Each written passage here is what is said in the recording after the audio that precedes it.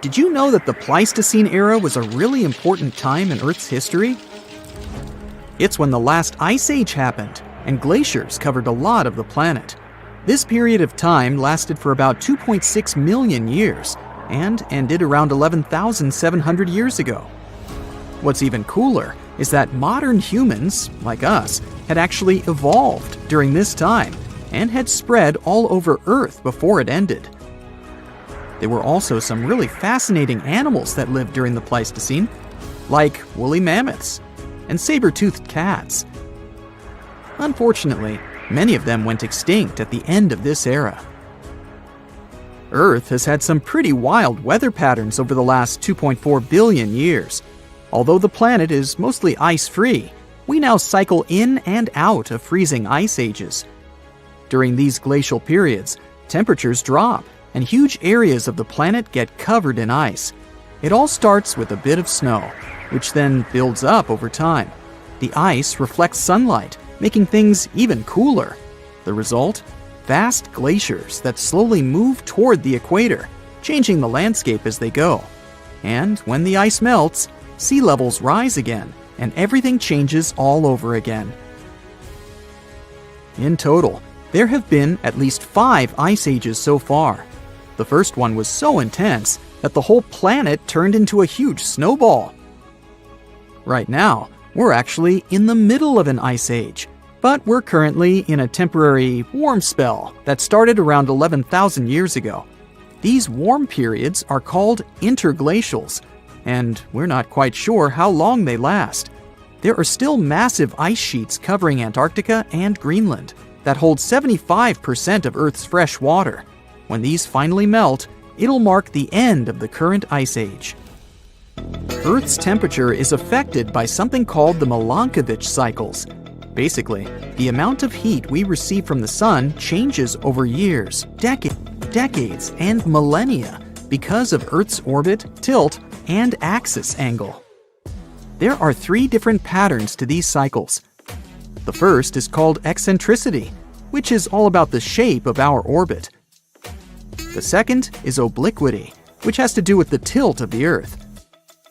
And the third is precession, which is like a wobble as Earth spins. Depending on where we are in these cycles, we might experience colder or warmer temperatures. But other things, like the position of continents and the atmosphere, also play a role in our planet's fate. For example, our planet's orbit is not quite circular. It's actually a bit elongated, shaped almost like an egg. That means we're sometimes a little closer or farther from the sun, depending on the time of year. We call the point farthest away from the sun the apogee, and the closest point is the perigee. When we're at the apogee, we're moving away from the sun, but gravity eventually pulls us back toward it. This means our orbit changes a little each time, gradually shifting our position relative to the sun. Don't worry, even though the orbit changes over thousands of years, it doesn't have a big impact on our day-to-day lives. Changes in Earth's orbit can affect how much sunlight we get during the summer. This means that ice sheets in the northern hemisphere will melt less, and over time, they actually start to grow. As they grow, they reflect even more sunlight, which makes the climate even cooler and spreads the ice even farther. This process can last for a really long time, like 10,000 to 20,000 years, and eventually it brings the planet into its next freezing season. As for the next ice age, scientists believe it might be postponed indefinitely. They've found that our human interaction with the environment, like the use of fuels, could delay the next ice age by up to 100,000 years. Earth's past ice ages were linked to the amount of solar radiation and carbon dioxide concentration in the atmosphere, and this research can even help us predict future cycles. It's amazing to think that our actions now could affect Earth's future for thousands of years to come. And while it's not really important when the next ice age begins, it's pretty cool to know that humans have the power to shape the future on a geological timescale. Ice ages have had a huge impact on our planet and human civilization. So it's fascinating to think how our actions now might change things, maybe even for the better. What did life look like on our planet during the last ice age, though? Well, North America, for instance, was home to some huge creatures: mammoths, saber-toothed cats, giant ground sloths, and mastodons were just a few of them. And get this, even Europe had an 11-foot tall flightless bird that weighed almost as much as a polar bear. Meanwhile, down under in Australia, there was a giant lizard that lived in all sorts of habitats during the same time period. Even though some animals from the Pleistocene era aren't around anymore, you might recognize many of those that are still around today. In Alaska, for example, you can still find brown bears, caribou, and wolves. People just like us actually lived through the Ice Age too. Our species, Homo sapiens, has been around for about 300,000 years. And we've spread all around the world since then. Some of our ancestors stayed in Africa during the Ice Age and didn't feel the full effects of the cold. And others ventured out into other parts of the world, even into the chilly glacial environments of Europe. Our early relatives, like the Neanderthals in Europe, and the mysterious Denisovians in Asia, were also around during this time. Although they seem to have gone extinct before the end of the Ice Age, it's pretty amazing to think about all those different hominids that roamed Earth during that period. What's also fascinating is how our species managed to survive the Ice Age, while some of our cousins didn't. Some experts believe that our adaptability, social and communication skills, and the use of tools played a huge role in it. And guess what? Humans didn't just hunker down during that time. We actually moved into new areas. Fossilized footprints found at White Sands National Park in New Mexico prove that humans have been in North America since at least 23,000 years ago. That's close to the peak of the last Ice Age. While a full-blown Ice Age might still be far away, there is a possibility of a mini Ice Age coming our way. Some scientists believe that in about 10 years, we might experience a significant drop in solar activity, leading to colder temperatures in the northern hemisphere. This could result in conditions similar to the Little Ice Age in the late 17th century, when the Thames River in the UK froze over. While scientists aren't quite sure what caused that cooling, it's fascinating to think about the potential changes. We've done it before, so we know that humans will most likely survive the next real Ice Age, even if we don't manage to figure out a way to stop the next freezing era. But it would come at a high cost. All the ice that would cover most of the northern hemisphere would have to come from oceans, which would cause the sea level to drop. This could mean more land for some countries, but it would also create other problems. Sea levels going down might seem like a great thing at first, but actually, it could lead to some challenges. Having been covered with salt water for thousands of years, the new land might not be very fertile. This means it wouldn't be great for growing crops, and we'd have to find other ways to feed ourselves. Back when humans first started out, there weren't many of us, and there was plenty of food. Now, with over 7 billion people on the planet, it's a different story. We'll need to be resourceful to make sure everyone has enough food to eat. Imagine a giant, immensely powerful storm rotating over your head. You'd be terrified if you could see it. But this storm is invisible to the unaided eye. It isn't your regular hurricane. This intense phenomenon happens in space. Space hurricanes are giant swirling storms that form not in our oceans, but up in the ionosphere. It's part of Earth's upper atmosphere charged with energy from the sun. Space storms look a lot like traditional hurricanes, except they're made up of plasma, supercharged gases, and instead of raining water, they rain electrons. These massive rotating hurricanes appear over Earth's polar regions. Now, think of a space hurricane as a giant funnel or whirlpool of energy spiraling over the polar regions. It's only visible from high altitudes or by satellites. Space hurricanes also produce cyclone-like auroras. Such colorful light shows look similar to good old auroras, but there's a big twist. Space auroras usually spin near the North Pole for several hours, raining charged particles into the upper atmosphere. Hurricanes on Earth are born from warm ocean water and low-pressure areas. They're fueled by Earth's rotation and heat energy from the ocean. Space hurricanes, on the other hand, are created by a different process altogether. They're influenced by magnetic fields instead of Earth's water. When the solar wind, a steady flow of charged particles coming from the sun, comes into contact with Earth's magnetic field in just the right way, it creates a kind of swirling vortex of energy high up in the ionosphere. It starts spinning, much like how a regular hurricane spins in the atmosphere. Now, let's go all the way back to 2014. That was the first time researchers spotted a massive space storm over the Arctic using satellite data. That hurricane was huge, but at that time, they didn't know exactly what it was. What they did know was that its base stretched over 600 miles in diameter, and it had multiple spiral arms that looked just like the arms of a traditional hurricane. The storm also had a calm eye in the center. There, the plasma was still compared to the fast-rotating outer regions. Some parts of this storm spun at speeds up to 4,700 miles per hour. It's an incredible speed compared to Earth's hurricanes. The team observed the phenomenon for 8 hours. After that, it gradually broke down. Scientists managed to identify this storm as a space hurricane only in 2021, using observations that had been made several years before. Space hurricanes have several distinct features. First, it's cyclone-shaped, massive, bright auroras that can last for hours. Then there's the eye of the storm, a calm, stable center of the hurricane. A space hurricane also creates a circular magnetic field with strong disturbances around it. Plus, scientists mention electron rains in the ionosphere. These rains are what causes those bright, colorful auroras right below the storm. But how do space hurricanes form?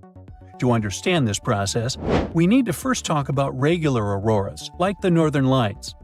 The sun emits a stream of charged particles, also known as the solar wind, non-stop. And sometimes, this wind brings massive bursts of energy towards Earth. Luckily, Earth has a magnetic field that acts like a shield, protecting us from most of this high-energy solar radiation. But when solar winds are too strong, they can get into the upper atmosphere, especially near the poles. When these particles from the sun hit Earth's magnetic field, they release energy that lights up the sky in the form of auroras. Now, in a typical aurora, electrons from the solar wind excite nitrogen and oxygen molecules in the atmosphere, which then emit light, leading to colorful shows in the sky. Space hurricanes are similar, but they happen at higher latitudes, above the region where auroras usually appear. They create a swirling, cyclone-like effect that looks quite different. Scientists are still studying the exact conditions necessary for a space hurricane to occur. But they already know that, surprisingly, such storms happen during very calm space weather. This is the opposite of traditional geomagnetic storms, which need intense solar activity. Space hurricanes need just the right balance of low solar wind and northward-pointing magnetic fields. And even though these storms are uncommon, they aren't impossible. Hence those unique swirling storms above the poles. When scientists observe the space hurricane over the North Pole, they notice some shocking similarities to hurricanes on Earth. Just like the typical hurricane, a space hurricane has a central area where the plasma is calm. Even more curiously, the plasma in space hurricanes spins in a counterclockwise direction, which is like hurricanes raging in the northern hemisphere. The space hurricane also has multiple spiral arms, just like the ones you can see in satellite images of Earth hurricanes. Plus, the space hurricane doesn't need the strong solar winds that typically create disturbances in our atmosphere. No, it forms in periods of calm, just like how an Earth hurricane can only form if the winds in the atmosphere aren't too disruptive. Now, space hurricanes may be high above us, but they can still affect our daily lives, especially in areas related to satellite communications and space navigation. Those electron rains caused by the storm interfere with radio signals that travel through the upper atmosphere. It can disrupt GPS systems, radio communications, and radar systems. What's even worse, this interference can impact the orbits of space debris or space junk, which is already a problem for spacecraft and satellites in low Earth orbit. The storm's electron rain slightly heats up the atmosphere, which leads to extra drag on satellites and can potentially change their orbits. At the same time, the effects space hurricanes have on Earth aren't as direct and disastrous as those of hurricanes down here. They really don't pose any serious health risk to astronauts or damage satellites. But researchers say that studying such storms can help improve predictions for satellite operations, especially for flights that cross polar regions. Now, interestingly, scientists didn't set out to find space hurricanes when they spotted one. The discovery was a total accident. It happened when Larry Lyons, a space physicist from UCLA, and his team were looking through satellite data for another study. In this study, they noticed unusually strong plasma flows in the polar cap, the region at Earth's poles where auroras usually don't appear. When they looked more closely, they saw that this plasma wasn't just flowing, it was swirling, creating a circular pattern with a bright auroral spot in the middle. The researchers were intrigued. They analyzed over 300 different space hurricane events that happened over a span of 11 years. These storms appeared most often in the afternoon during summer months. It made the scientists believe there might be certain times and conditions that could encourage their formation. Luckily, with new research tools and techniques, scientists have been able to identify space hurricanes with greater precision. And recently, they've spotted parallel storms happening near the South Pole as well. The most exciting thing about this research is that it might help us better understand Earth's space neighborhood and the way solar energy affects it. Scientists like Lyons believe that space hurricanes may not actually be a new phenomenon. They may have been occurring for a long time, but no one noticed them. Space plasma physicists point out that space hurricanes resemble a phenomenon people observed earlier. It's called high-latitude day-side auroras. At the same time, space hurricanes are much brighter, and they have stronger circular flows, which give them those hurricane-like arms. Understanding space hurricanes could eventually help scientists predict them. It would be useful for planning space missions and making satellites more reliable. Plus, by looking at these storms, researchers hope to create a more complete picture of how auroras behave at higher latitudes. And even though space hurricanes may seem purely like scientific curiosity, they can give us important clues about how Earth's magnetic field and atmosphere interact with the solar wind. And who knows? This understanding might even help us spot similar storms on other planets with magnetic fields. It could offer clues about magnetic storms beyond Earth. Roofs fly off like paper, huge trees are yanked from the ground, power lines snap and leave neighborhoods in the dark. Streets flood like rivers, homes are left in ruins. That's a hurricane passing through. After the wind calms down, the real mess begins. People stranded, no clean water, destroyed roads. Storms have been picking up for like 5,700 years. And the scariest part is that in the last 20 years, there's been a huge spike. But let's start from the very beginning.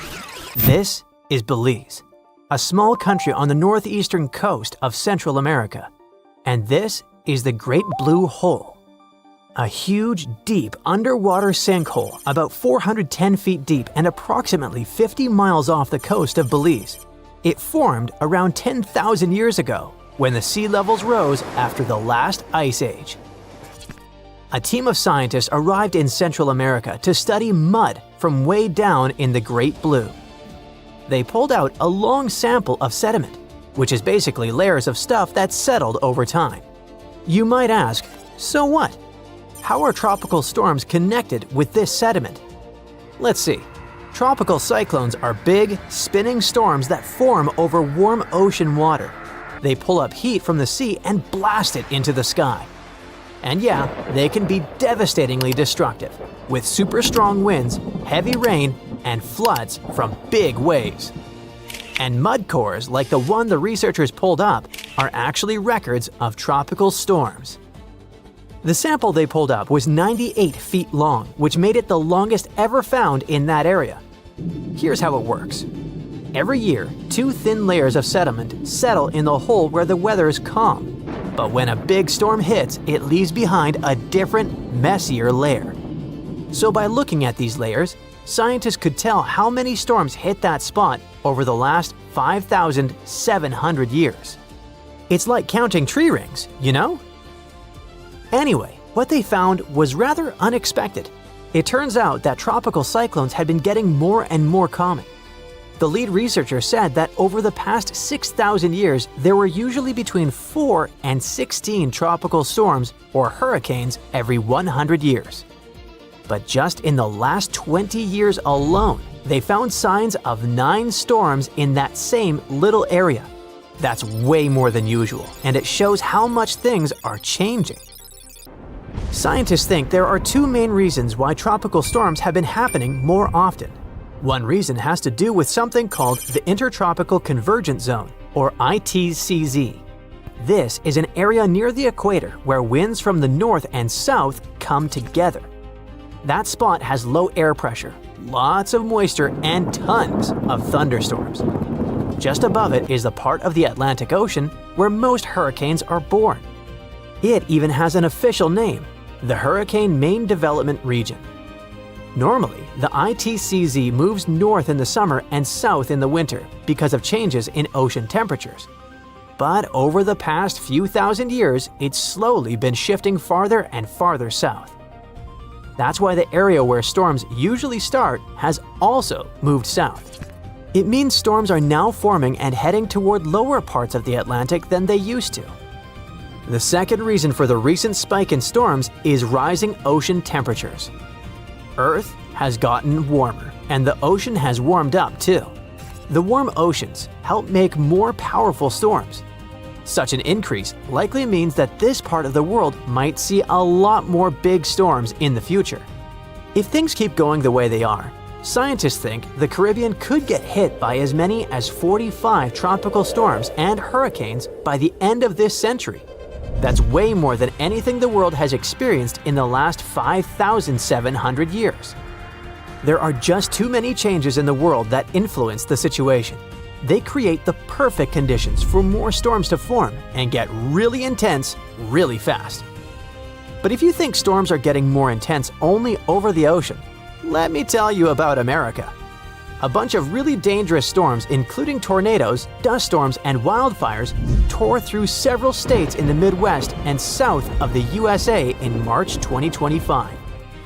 At least 42 people lost their lives, and the scale of the devastation is enormous. What's scary is that most of this destruction didn't happen in the usual Tornado Alley area.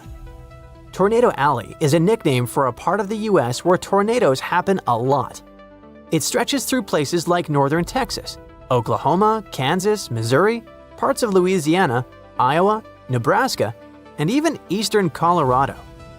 But this time, storms hit places like Mississippi, Arkansas, and Alabama. Experts had warned this might happen. At the beginning of 2025, they said that tornadoes could start showing up more often farther east than usual, and that's exactly what's happening.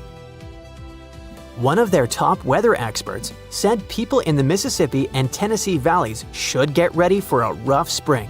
There are more people living in these areas than in traditional tornado zones, and many of them live in mobile homes or buildings without basements, which puts them at more risk when big storms hit. A tornado is basically a spinning tube of super strong wind that comes down from storm clouds and touches the ground. They can be really dangerous. To figure out how strong a tornado is, scientists use something called the Enhanced Fujita Scale.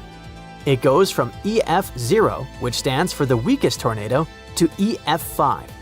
Such a tornado is crazy strong, tear your house apart strong. The main question is, why are tornadoes happening more in the east now? In the US, tornado season usually kicks off in March. That's when cold air from Canada bumps into warm, wet air coming up from the Gulf of Mexico. And boom, storms start to form. But this year, things are a bit different. Here's what's going on. There's a big patch of high pressure, basically a chunk of calm, warm air hanging over the southwest. That's keeping things more stable out west, so fewer thunderstorms as well as fewer tornadoes are expected there. So, tornadoes are shifting eastward. Meanwhile, the Gulf of Mexico is super warm this year, and that's helping storms form in the southeastern US. The warm water adds a lot of energy to the atmosphere, which can lead to stronger, more frequent storms in places like Mississippi, Alabama, and Tennessee. Up north, around the Great Lakes and Northeast, it's staying cooler this spring. That means fewer big storms up there, at least for now. Now, let's get back to those devastating March storms. On March 14 and 15, a huge storm system blasted through parts of the central and southern US. This system brought 52 confirmed tornadoes, massive dust storms, and fast-moving wildfires. It all led to almost 1,100 canceled flights. About 150 million people were affected by this natural disaster. Two really strong tornadoes classified as EF4s hit Arkansas. The damage was incredible.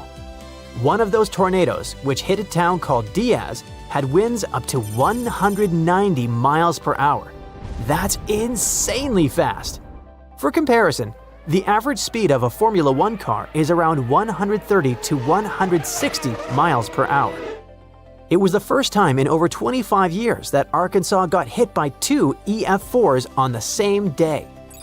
Experts also recorded wind gusts moving at a speed of over 80 miles per hour in the southern plains. In Texas, dust storms led to fatal car crashes. Wildfires, caused and driven by the strong winds, burned through parts of Texas and Oklahoma. Oklahoma alone had more than 130 fires. So, what's next? Experts think the US could see between 1,300 and 1,450 tornadoes in 2025.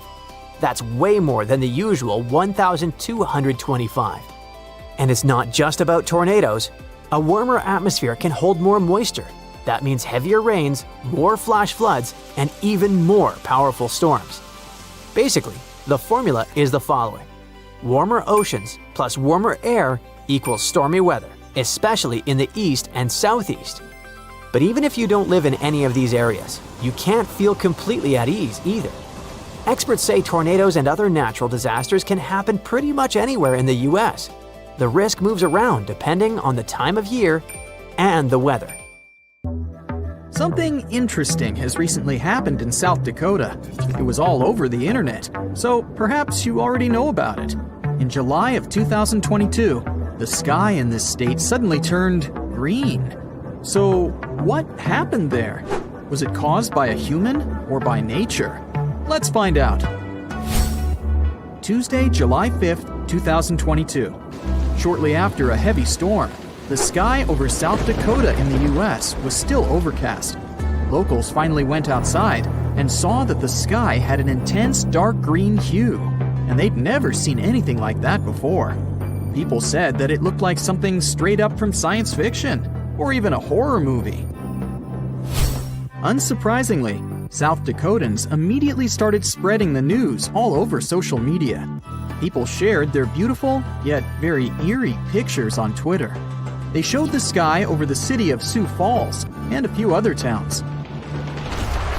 Even though it may look like something supernatural, in reality, this is not a terrifying phenomenon at all. It's a simple play of the light and the atmosphere. Something like this happens quite rarely, and usually means that really bad weather is approaching. And that's also true to what happened in South Dakota. Just before people started sharing photos, a thunderstorm swept through the town of Sioux Falls. This was confirmed by the U.S. Weather Service. This hurricane was terrible. The wind speed was about 100 miles per hour. According to the Beaufort scale on wind speeds, this is the fastest and most destructive storm. There are only 12 numbers on this scale, and the maximum wind strength starts at 73 miles per hour. But why isn't this all over the news then? Well, because it's kind of a usual thing for the residents. Thunderstorms occur very often in the United States, especially in the warmer months. And 1 out of 10 such thunderstorms can become something serious, like a tornado. This one wasn't an exception. It was the so-called derecho storm. Derecho is very widespread and long-lived. It's actually a combination of a fast-moving group of severe thunderstorms and downpours. People often say that a derecho is as strong as a tornado. Still, there's a difference between them. A tornado is a vortex, a rotating column of air. It's usually about 500 feet in diameter, although sometimes its width can reach up to 2.5 miles. I don't envy those who would stumble upon that. But the main point is that they rotate. The wind moves very fast in a circle, near some invisible center. A derecho is a strong thunderstorm, or a system of strong thunderstorms with straight-line winds. In other words, it doesn't spin. Instead, the derecho chooses a point somewhere and simply runs to it, like a very motivated marathon runner. If we compare a derecho to an ordinary tornado, the latter has 6 levels of strength, from 40 to 380 miles per hour. So, a derecho is kind of like a small, average level 1 to 2 tornado. Usually, its speed is within the range of 73 to 113 miles per hour. And, in both cases, they can be accompanied by severe thunderstorms, lightning, and rain. But still, these are different things. A storm becomes a derecho if the damage trail left by it exceeds 240 miles, and if the wind speed is at least 58 miles per hour. It's quite difficult to predict. It can form even on a clear day, when meteorologists don't even anticipate any storms. And then, the winds appear suddenly. It's so surprising that they may even feel explosive. But the National Weather Service tries to warn people at least half an hour or an hour before this happens, so that residents have time to prepare and hide. It wasn't any different this time. The storm swept through almost all of South Dakota, as well as the states of Minnesota and Iowa. The consequences were quite serious. More than 30,000 people were left without electricity. Fortunately, people were fine. That's because the locals are pretty used to derechos. However, the green sky is something different. It became a very unusual sight for the locals. Everyone was wondering why it happened. Was it a bad sign or a normal weather phenomenon? Well, to be honest, scientists don't have an exact explanation. But, although there are only assumptions, they sound pretty convincing. A green sky is a very rare phenomenon. Most scientists think that this happens when a powerful storm approaches the area before sunset or sunrise. Then the sky will turn green in this area. NBC meteorologist Bill Cairns, who once faced a similar event himself, suggests that the green sky appeared because of the huge hail before the storm. First, let's talk about why the sky looks blue, or any other shade, depending on its mood. In short, the sun simultaneously carries all the rays of the color spectrum. It may seem white to us in total, but it actually has all the colors at the same time. However, these color waves all have different lengths. For example, blue rays are shorter than the other ones. They jump away from the air molecules better than the red waves, so they reach us faster. Because of this, on a regular clear day, the sky seems blue. At the same time, red and orange color waves are very long and move slower, so they're usually left behind. But when the sun goes below the horizon or rises, the rays' directions change, and these waves reach us better. It all means that even if the sunrises and sunsets seem red and orange to us, in fact, there are still blue and green waves among them. But they have to bounce off something to reach us faster and become stronger than the red rays. Have you guessed what I'm getting at? This is where the water comes into play. Clouds are made up of water droplets. When they become large enough, but don't fall yet. For example, due to strong winds, they affect how the light behaves in the sky. Large, heavy storms mostly consist of water and hail, and water reflects blue and green rays best of all. That's exactly the reason why the water in rivers and lakes seems bluish-green to us, although in reality, it's transparent. And yeah, algae matter too. So, there are a couple of key factors why the sky may turn green. First off, the sun should be at the horizon level. Another factor is that while the storm clouds are approaching, they shouldn't cover the sky completely. There still must be a little room for the sun rays. Then, barely noticeable blue rays jump up to storm clouds. They're repelled by water droplets and hail. Mixing with the red sunset, they turn into a bright green light. And this green light is spreading all over the sky. That's why in most of these cases, when the sky turns green, people can only see it in the evenings. Yeah, it can also happen in the middle of the day. But since the conditions are already quite specific, seeing something like that during the day is even rarer. Still, if you see a green sky, you don't need to panic. It doesn't necessarily mean that a terrible storm is approaching. The chances are high though, but still, it's not a rule. It can be just heavy rain or a heavy hail. In other words, if you see a green sky, then you'd better hide, and hide your car. However, if you were lucky enough to see the stunning sky from the comfort of your own home, it's indeed very exciting. If you get a glimpse of something like that, just know that you had a chance to experience something very rare and special. Some people said it was the most incredible thing they had ever seen. Our planet has known terrible floods, powerful tornadoes, destructive hurricanes. Those dangerous natural disasters are familiar to us. Just picture this. Winds howling through the atmosphere at about 500 miles per hour, and they can stick around for weeks. These insane winds have the potential to damage the ozone layer, making our Earth a hostile place for life. It's not some wild Netflix dystopia. These are real-life hypercanes. A hypercane is a hypothetical extreme tropical cyclone the likes of which we've never known. To kick off a cyclone, the sea surface temps have to hit around 122 degrees Fahrenheit, basically hot enough to sear a rare steak. It's tough to imagine, especially since that's nearly 22 degrees hotter than the highest ocean temperature ever recorded. Yep, the hottest ocean water ever was recorded in Kuwait in July 2020. What could cause such a serious increase in temperature? A powerful comet or asteroid impact, an eruption of a supervolcano, or a large underwater eruption. There's even a theory that a series of hypercanes could have sped up the demise of non-avian dinos after the infamous asteroid impact. An important difference between a hypercane and any present-day hurricane is that a hypercane would rise as far as the upper stratosphere. That's up to 25 to 35 miles over the surface of our planet. Meanwhile, present-day hurricanes only go as high as the lower stratosphere, up to 6 miles above Earth. It would make a dramatic, catastrophic difference, but we'll talk more about it later.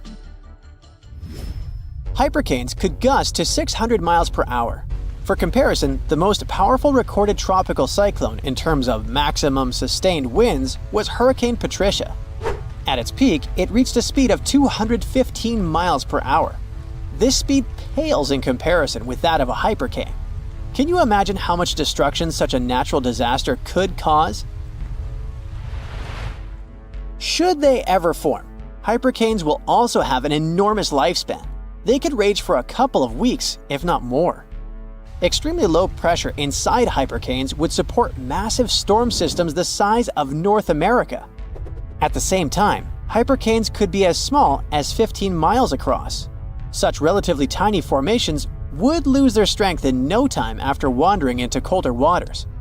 On the other hand, the waters after a hypercane could hypothetically remain hot for weeks, hot enough for more hypercanes to form.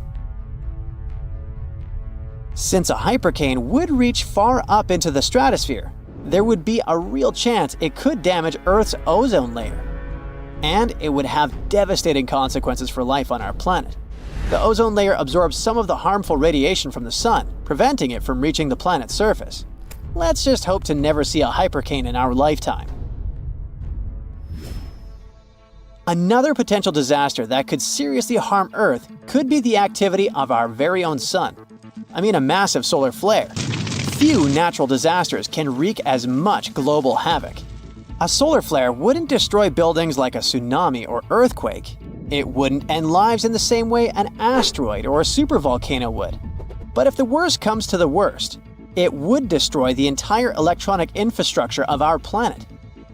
Recovering from the consequences of this catastrophe would cost trillions of dollars.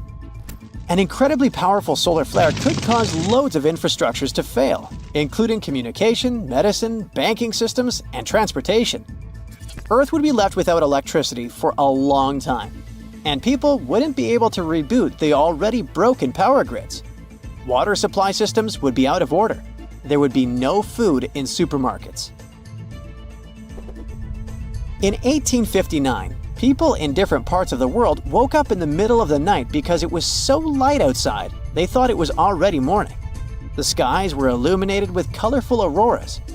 They showed up even in the regions where no one had seen them before, like the Bahamas, Hawaii, or Jamaica.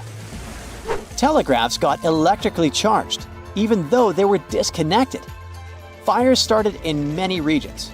In other words, the consequences were already catastrophic, even when technology barely existed. Imagine the avalanche of problems a solar flare could trigger today. Then there are gamma-ray bursts. You can't come across this kind of radiation in your everyday life. A gamma-ray burst occurs when two neutron stars collide when a massive star collapses. Gamma rays could turn into a serious danger to our home planet. If a gamma-ray burst happened close to Earth, it would likely rip our ozone layer away. And you already know how crucial this layer is. Plus, gamma rays could create ground ozone. This kind of ozone could seep into the ocean since it's water-soluble, and that would lead to a mass extinction of marine life and plants. According to some theories, if a gamma-ray burst occurred within around 200 light-years away from Earth and its jets were pointed directly at us, our planet would be vaporized. If the distance was greater, but still in the Milky Way, the resulting radiation would sterilize all life on the side of the Earth pointing towards the burst. Another catastrophe that could potentially destroy our planet might be a super eruption, an eruption of a supervolcano. Yellowstone Park is located on top of one of those.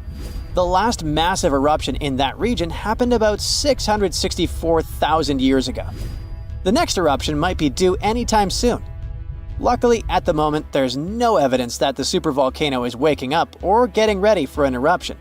But if it did happen, a massive column of lava and ash would shoot up into the air to a height of several miles. The volcano would keep pumping ash for days on end. But the most dangerous consequences of the eruption for all living creatures would be ash fallout. Buildings and trees would collapse under the weight of this dense substance. In just a couple of days, a 10-foot layer of ash would cover the territory of 50 miles around the center of the eruption. After the ash got into the stratosphere, the temperatures would start to drop all over the world. The eruption would most likely be rich in sulfur, an effective sunblocker. So soon it would get so cold that there would be no summer in the entire world for a few following years. It would be hard for animals to find food and clean water. Earth could also encounter a wandering black hole, a region in space where gravity is so powerful that not even light can escape its clutches. At the moment, the nearest to us black hole is around 1,500 light-years away. Seems like there's nothing to worry about. Well, until you find out about wandering black holes. Now things definitely get creepier. If such a black hole entered the solar system, Earth would be doomed. Recently, for the first time ever, astronomers have found a solitary wandering black hole in our home galaxy. This space traveler is 7.1 times as massive as the Sun and is now 5,200 light-years away.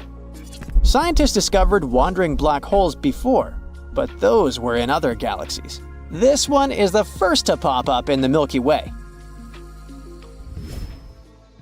Giant sinkholes could also swallow entire communities. For example, when one of such sinkholes opened up in the city of New York in the summer of 2022, it pulled a parked van into the earth. And it wasn't the only sinkhole in that area. Local inhabitants reported around 4,000 sinkholes all over the city between July 2021 and June 2022. This kind of problem is also very common in Florida, and it's much more serious than it may sound. Sinkholes open all of a sudden, pulling down everything and everyone that happens to be nearby. Sinkholes appear all over the world. They're totally unpredictable and form without warning. Luckily, experts know what causes them. In some regions, there are vast areas of groundwater. But during droughts, this water dries up, which creates large, empty caverns. After heavy rains, the surface over such a cavern is likely to collapse, creating a sinkhole within minutes. Hurricanes can be a lot scarier than we often realize, especially since they can actually trigger earthquakes. This surprising and frightening phenomenon, known as stormquakes, was discovered completely by accident not too long ago. It started with scientists trying to find out more about low-frequency earthquakes. We're talking about those earthquakes that are so weak that we can't actually feel the tremor. See, beneath our feet, the Earth is constantly vibrating in subtle, unceasing ways that we can't hear or see without the right equipment. This geologic hum, so to speak, is driven by the movement of oceans, which covers about 70% of our planet's surface. Scientists have found that this hum may actually provide useful records of environmental happenings. To figure out where it's coming from, experts used equipment known as seismometers. You can think of these devices as little ears pressed to the ground. They can pick up all sorts of vibrations, like fans jumping up and down at their idol's concert, airplanes flying by, or even super distant earthquakes shaking the ground. Very low-frequency earthquakes are hard to track over long distances because the signals they produce can look different on different measuring devices. To solve this problem, experts came up with a way to track these signals by combining readings from smaller areas, kind of like putting together a puzzle. But while doing this, they stumbled upon a strange set of events that looked a bit like the earthquakes they were studying, but were not exactly the same. The first weird thing they noticed was that this specific phenomenon was seasonal. It never happened between May and August, for example. That is completely different from earthquakes, which can pretty much happen any time of the year. The second strange thing is that earthquakes usually occur more in the western part of the United States, where the ground moves along cracks in the surface. But these new strange vibrations spread not just along the west coast of North America, but also over to the east side. So what could be triggering this new phenomenon? What they surprisingly discovered is that many of these tremors coincided with the same time that massive storms hit North America. So we are essentially talking about a chain reaction. What happens is that during a specific season, hurricanes or heavy storms can transfer energy into the oceans, creating very strong waves. These waves then interact with the solid Earth, producing intense seismic activity. These bursts of energy that are born from massive storms can radiate thousands of miles across continents, leading to what we now call stormquakes. It is believed that this phenomenon can trigger earthquakes at a magnitude of up to 3.5 on the Richter scale. This means it can be felt by many people, but normally doesn't cause any damage. But that doesn't mean we can all be relaxed now, as ocean waters can indeed increase the intensity of hurricanes. Just like what happened with the frightening Hurricane Milton, which recently left a path of destruction across Florida. The blue-purplish zone you're looking at is Hurricane Milton, seen from a satellite perspective. On October 9th, this hurricane sustained winds of 155 miles per hour and lashed the region with heavy rainfall, damaging winds, and life-threatening storm surges. Estimates show that the losses could be up to $34 billion, which could make it one of the costliest storms in United States history. What happened with Hurricane Milton was pretty tricky. It all started with some record hot water in the Gulf of Mexico. That warm water acted like a power-up, giving this hurricane the energy it needed to grow. And then, there was also this process called eye wall replacement that helped it get bigger too. We'll get to that in a moment. So as Hurricane Milton approached the coast, something unusual happened. It crossed paths with a fast-moving air current called the jet stream, which flows high up in the atmosphere. Now normally, the winds in the northern and northwest parts of a hurricane are not as strong as those in other areas. But because of this interaction with the jet stream, the winds in these parts of the storm became much stronger than expected. At nearly every turn, Hurricane Milton surprised everyone and intensified faster than we have seen in ages. It threatened to slam both Florida's west and east coasts with a dangerous surge of water, putting the bustling area of Tampa Bay, which is home to over 3 million people, at serious risk. So how did Milton become such a major problem? Well, the problem started in the eastern Pacific Ocean. Usually, hurricanes follow a fairly predictable path, spinning off of Africa's coast, sailing across the Atlantic, and gaining strength in the warm Caribbean waters. But Milton had a twist in its origin story. It began as the remnants of a tropical depression that crossed over the Yucatan Peninsula and met a stalled front in the Gulf. Once Milton got going, it didn't hold back. But when it hit those record-high ocean temperatures, it was like giving it an energy drink. The warm water and humid air were the perfect ingredients for a hurricane on the rise. Quickly, Milton's wind speeds increased by 92 miles per hour, so it went from a tropical storm to a Category 5 hurricane in less than 2 days, which is basically insane and off the charts. And if that wasn't enough, Hurricane Milton also went through this thing called eye wall replacement. Now, hurricanes spin around a mostly clear eye in the center. But overnight, Milton started forming new bands of rain on its outer edges, creating a second ring around its eye. This process helped Milton grow even bigger, spreading out the wind speeds and giving it a larger footprint. It's kind of like shedding its skin and getting ready to become even more powerful. Hurricane Milton also had this little wobble in its path, which changed where it was heading. You can think of it like a spinning top that gets nudged and wobbles a bit before finding its balance again. That wobble meant some areas could get either hit hard or be spared from the worst of the storm. Thankfully, Hurricane Milton weakened a bit because of some tricky wind changes up in the atmosphere until it finally made landfall. After that, it moved across the peninsula and headed out to sea, quickly losing strength as it pulled away from the warmer waters. Now, even though the damage was significant, the good news, if you can call it that, is that experts were honestly expecting things to be way worse. Still, it raises a question. How close was Milton's wind speed to the maximum? Or, in other words, is there a limit to how strong a hurricane can get? Well, the answer is yes, there is a speed limit for hurricane winds, but it's not a set number. Right now, the strongest the storm can get is around 200 miles per hour. But that maximum speed can change depending on many factors, like the heat in the ocean. Think of the ocean as the fuel for hurricanes. The warmer the water, the more fuel these storms have to work with. Experts believe that as the oceans continue to warm, they can ramp up the wind speeds and the impacts of hurricanes, making them a lot stronger. But other things can also help figure out how intense a hurricane can get. For example, the heat in the air and the temperature at the top of the clouds matter, as they also affect how fast heat moves from the ocean surface to the top of the storm. Some estimates suggest that maximum wind speeds could reach closer to 220 miles per hour until the end of the century. So it's definitely something that experts need to keep an eye on to help prevent future disasters. As we move forward, it's essential to keep researching and studying these storms. The more we understand them, the better we can protect ourselves and our communities.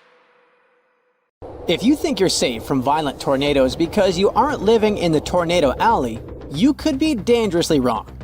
It's shifting to the east. It looks like we're about to see fewer single tornado days and more days with multiple powerful tornadoes. And because they're shifting into more populated areas, they could take more lives and ruin more homes. There isn't enough time to build infrastructure to protect everyone from this fast-moving danger. So the least you can do to save yourself is learn as much as you can about it. About 1,200 tornadoes hit the US every year. You gotta thank the unique geography that sets up the perfect conditions for it, especially in spring and summer. Winds from the Pacific drop moisture over the Rockies and become dry and cool as they move east. They collide with warm, humid air streams from the Gulf of Mexico over the flat terrain, and that's how unstable air and wind shear, which are the perfect conditions for tornadoes, are born. Historically, tornadoes were most common in Tornado Alley. This term was first used in the 1950s by two meteorologists as the title for their research project to study extreme weather in Texas and Oklahoma. Northeastern Texas and south-central Oklahoma are precisely the areas we think of when we talk about Tornado Alley. But in the past 10 years or so, it has shifted eastward by up to 500 miles. Now, eastern Missouri, Arkansas, western Tennessee, Kentucky, northern Mississippi, and Alabama see more tornadoes. The storms of early 2023 are great proof that this trend is real. A violent tornado hit Rolling Fork, Mississippi, and another outbreak caused huge damage in the new Tornado Alley. Data from the past 2 years shows that large tornado outbreaks with multiple twisters from a single weather system are also moving eastward and becoming more frequent and intense. The Tornado Alley is shifting eastward mainly because of supercells. Those strong thunderstorms with rotating updrafts create new tornadoes. Supercells form when warm, humid air near the ground interacts with cool, dry air higher up. You can say that we're living in the middle of a natural experiment. We see changes in the basic ingredients for severe storms. But we don't know how significant these changes are. Experts predict that supercell storms will become more frequent in the late winter and early spring and less common in the late summer and fall. The air in recent years is getting warmer and moister, and the interactions between air masses more and more common. Experts explain that the atmosphere is becoming more unstable and the Gulf of Mexico sends more water vapor into the southeastern U.S. All these factors fuel the storms. Research also shows that the so-called dry line, which divides the wetter eastern U.S. from the drier western U.S., is shifting eastward too. This line has traditionally fallen along the 100th meridian, but has moved about 140 miles east since the late 1800s. This shift can affect where storms form, as the dry line works as a boundary for convection, where warm air rises and cold air sinks, fueling storms. Milder winters we've seen recently also mean more opportunities for unstable air masses to interact and form supercells earlier in the year. It's tricky to predict how the situation will change and how dangerous it is, because we don't have that much data on how weather patterns affect such short-lived events as tornadoes. The U.S. National Weather Service only began keeping tornado records in 1950, and they didn't catch many tornadoes in remote areas. Data shows that the number of days with tornadoes each year has decreased, but there's more tornado activity on those days when they do occur. The records also show that some years, tornadoes take the lives of up to 20 people across the U.S., and in other years, they take over 100 lives. But now, there are more people living in the paths of tornadoes because the U.S. population has more than doubled since 1950. And the Southeast, where tornado activity could go up, has way more residents now. Texas and Oklahoma are well prepared with tornado shelters, but areas in the Southeast are less equipped. Plus, there are many mobile homes in the Southeast which are vulnerable to windstorms. Tornadoes in this region often strike at night, and they are 2.5 times more likely to cause fatalities. We could possibly have more events like the 2008 Super Tuesday tornado outbreak. It hit the southern U.S. and lower Ohio Valley, and over just 15 hours, 87 tornadoes rushed through the area and caused massive trouble. 57 people lost their lives across 4 states and 18 counties, and many others were injured. The tornadoes were fueled by strong low-pressure systems that brought record warmth. There were supercells and rotating winds that produced these violent tornadoes. Early on February 5th, a squall line developed from eastern Texas to Missouri and moved east. One of the most intense tornadoes traveled 122 miles over 2 hours. By the early morning of February 6th, the severe weather threat shifted to the eastern U.S. It caused wind damage as the cold moved out to the Atlantic, with snow and freezing rain from Iowa to Quebec. It ruined many homes and even swept some of them from their foundation, made mobile homes fly, blew many vehicles and tractor trailers off Interstate 40, and threw some cars on trees.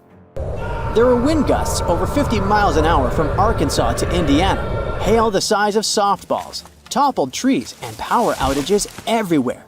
Some areas were flooded because of heavy rains and melting snow. All this led to over 1,000 flight cancellations at Chicago's O'Hare and disruptions at Toronto's airport. The data from scientists can help new areas of the U.S. prepare for more tornadoes coming their way. The people in authority will also need to improve community shelters and warning systems and educate the locals on tornado safety. You can also get prepared by learning 3 basic rules: get in, get down, and cover up. When you hear the warning for an upcoming tornado, get into the most interior room in your house and stay away from doors and windows. If you have a basement or an underground tornado shelter, hide there. If not, just be on the lowest floor possible. You can use whatever's at hand to protect yourself from debris. Clothing, pillows, blankets, a mattress, or a bulky table. Anything will do. There's a tip that says that the bathroom is the safest place to hide. It makes sense because those are mostly right in the center of homes. In March 2023, a man and his girlfriend in Rolling Fork, Mississippi survived a tornado in their bathtub. It got thrown into the air but landed safely amid the wreckage of their mobile home. But there's actually nothing extra safe about being in a bathtub with a mattress. Closets and walk-in showers that are deep inside the building can also offer good protection. Don't use elevators. You can get trapped inside if there's a power outage. Stay in your shelter until you're sure the tornado threat is over. If you can, listen for updates from the National Weather Service, local radio, or TV. Multiple tornadoes can hit the same area, so it might not be safe to leave even after one has passed. When you do leave your shelter, be very careful. There could be flooding, debris, collapsing buildings, and blocked roads. Stay away from fallen power lines and puddles with wires in them, and don't use matches or lighters in case of gas leaks. Stay away from damaged buildings as they could collapse at any time. Being in a car during a tornado isn't much safer than being out in the open or in a parking lot. Many people get injured trying to drive away from storms. Tornadoes can produce hailstones the size of softballs and can easily smash a windshield. If you find yourself outside when a tornado hits, try to get inside any building you can find. If that's not possible, get as low as you can. Even a ditch or culvert can be safer than your vehicle. You're dozing off in your window seat on a plane. It's getting dark since it's almost 11 p.m. Suddenly, something wakes you up.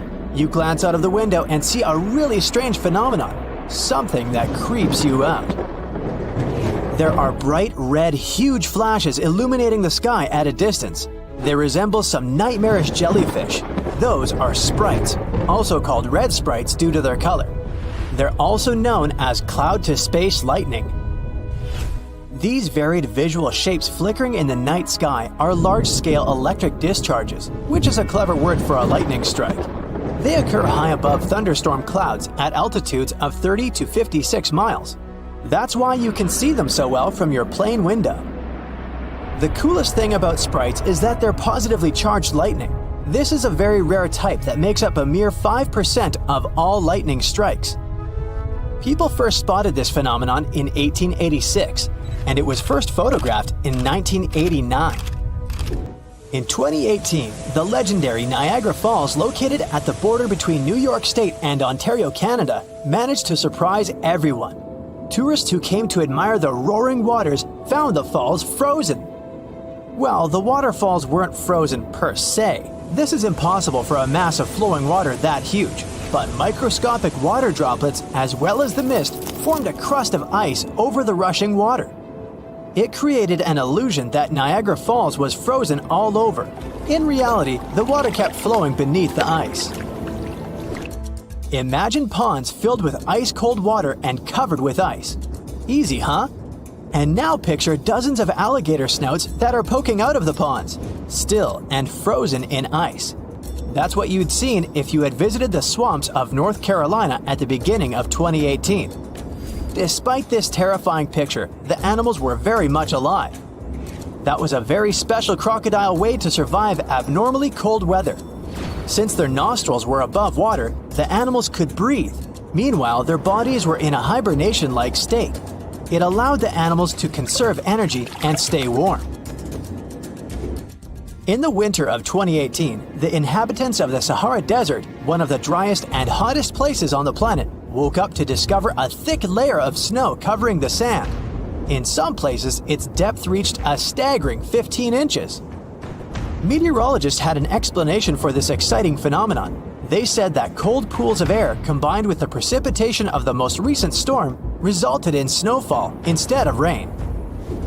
It happened in June 2009. People in some areas in Japan left their homes after a heavy downpour, only to find fish, frogs, and tadpoles everywhere. Fields, roads, lawns, and house roofs were littered with these creatures. One man even found 13 carp on and around his truck. No one knows for sure where this bizarre rain came from, but the most popular theory is that a powerful waterspout picked up the animals. Then it carried them through the upper atmosphere and dropped them on the unsuspecting people below. In Australia, it sometimes rains spiders. That's because these creatures can balloon. It's a highly unusual way of traveling. A spider climbs to the very top of a tall tree or shrub, and then it spins several strands of silk, which then help the spider to be carried away by the wind. It's not easy to spot ballooning spiders, but sometimes when the weather is especially damp and unpleasant, mass ballooning occurs. Millions of spiders set off on a journey to find another place with better conditions. It may look as if it's snowing outside, but no, those are spiders drifting down to the ground. The world's longest lightning storms happen in Venezuela and can last for 9 hours per day. The heart of the storm is over Lake Maracaibo, and the clouds tower way higher than your regular thunderstorm clouds.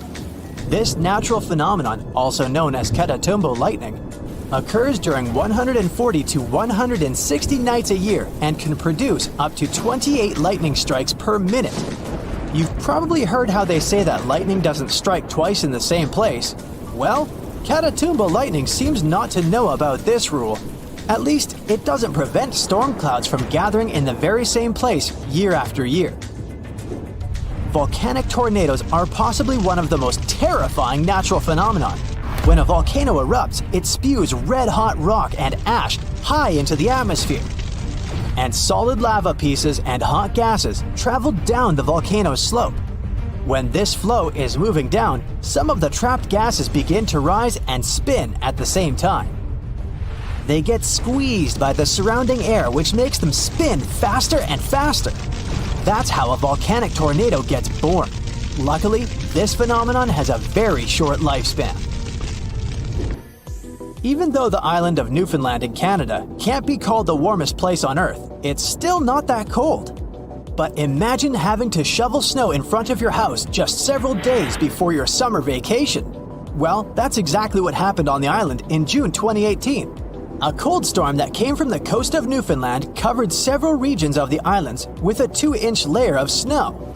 On top of that, the temperature broke all the records as well. During a Newfoundland summer, it's about 66 degrees on average, and 90 degrees on a very hot day.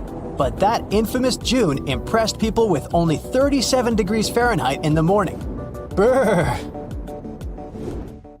Morning glory clouds are extremely rare. They look like massive tubes stretching across the sky.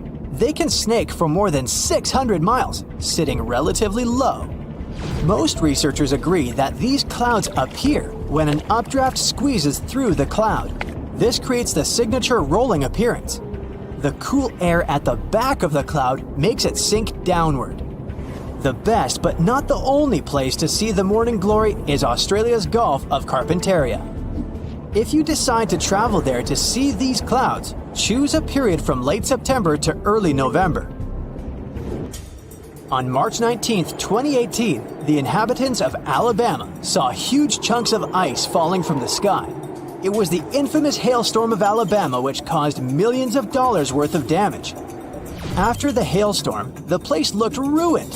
Broken shop windows, smashed car windshields, broken billboards, and holes in the roofs. But what made researchers really excited was a hailstone found near the town of Cullman, Alabama.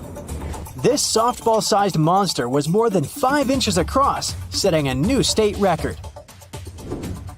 In 2012, the sky over Dorset, England, turned first ominously dark, then yellow.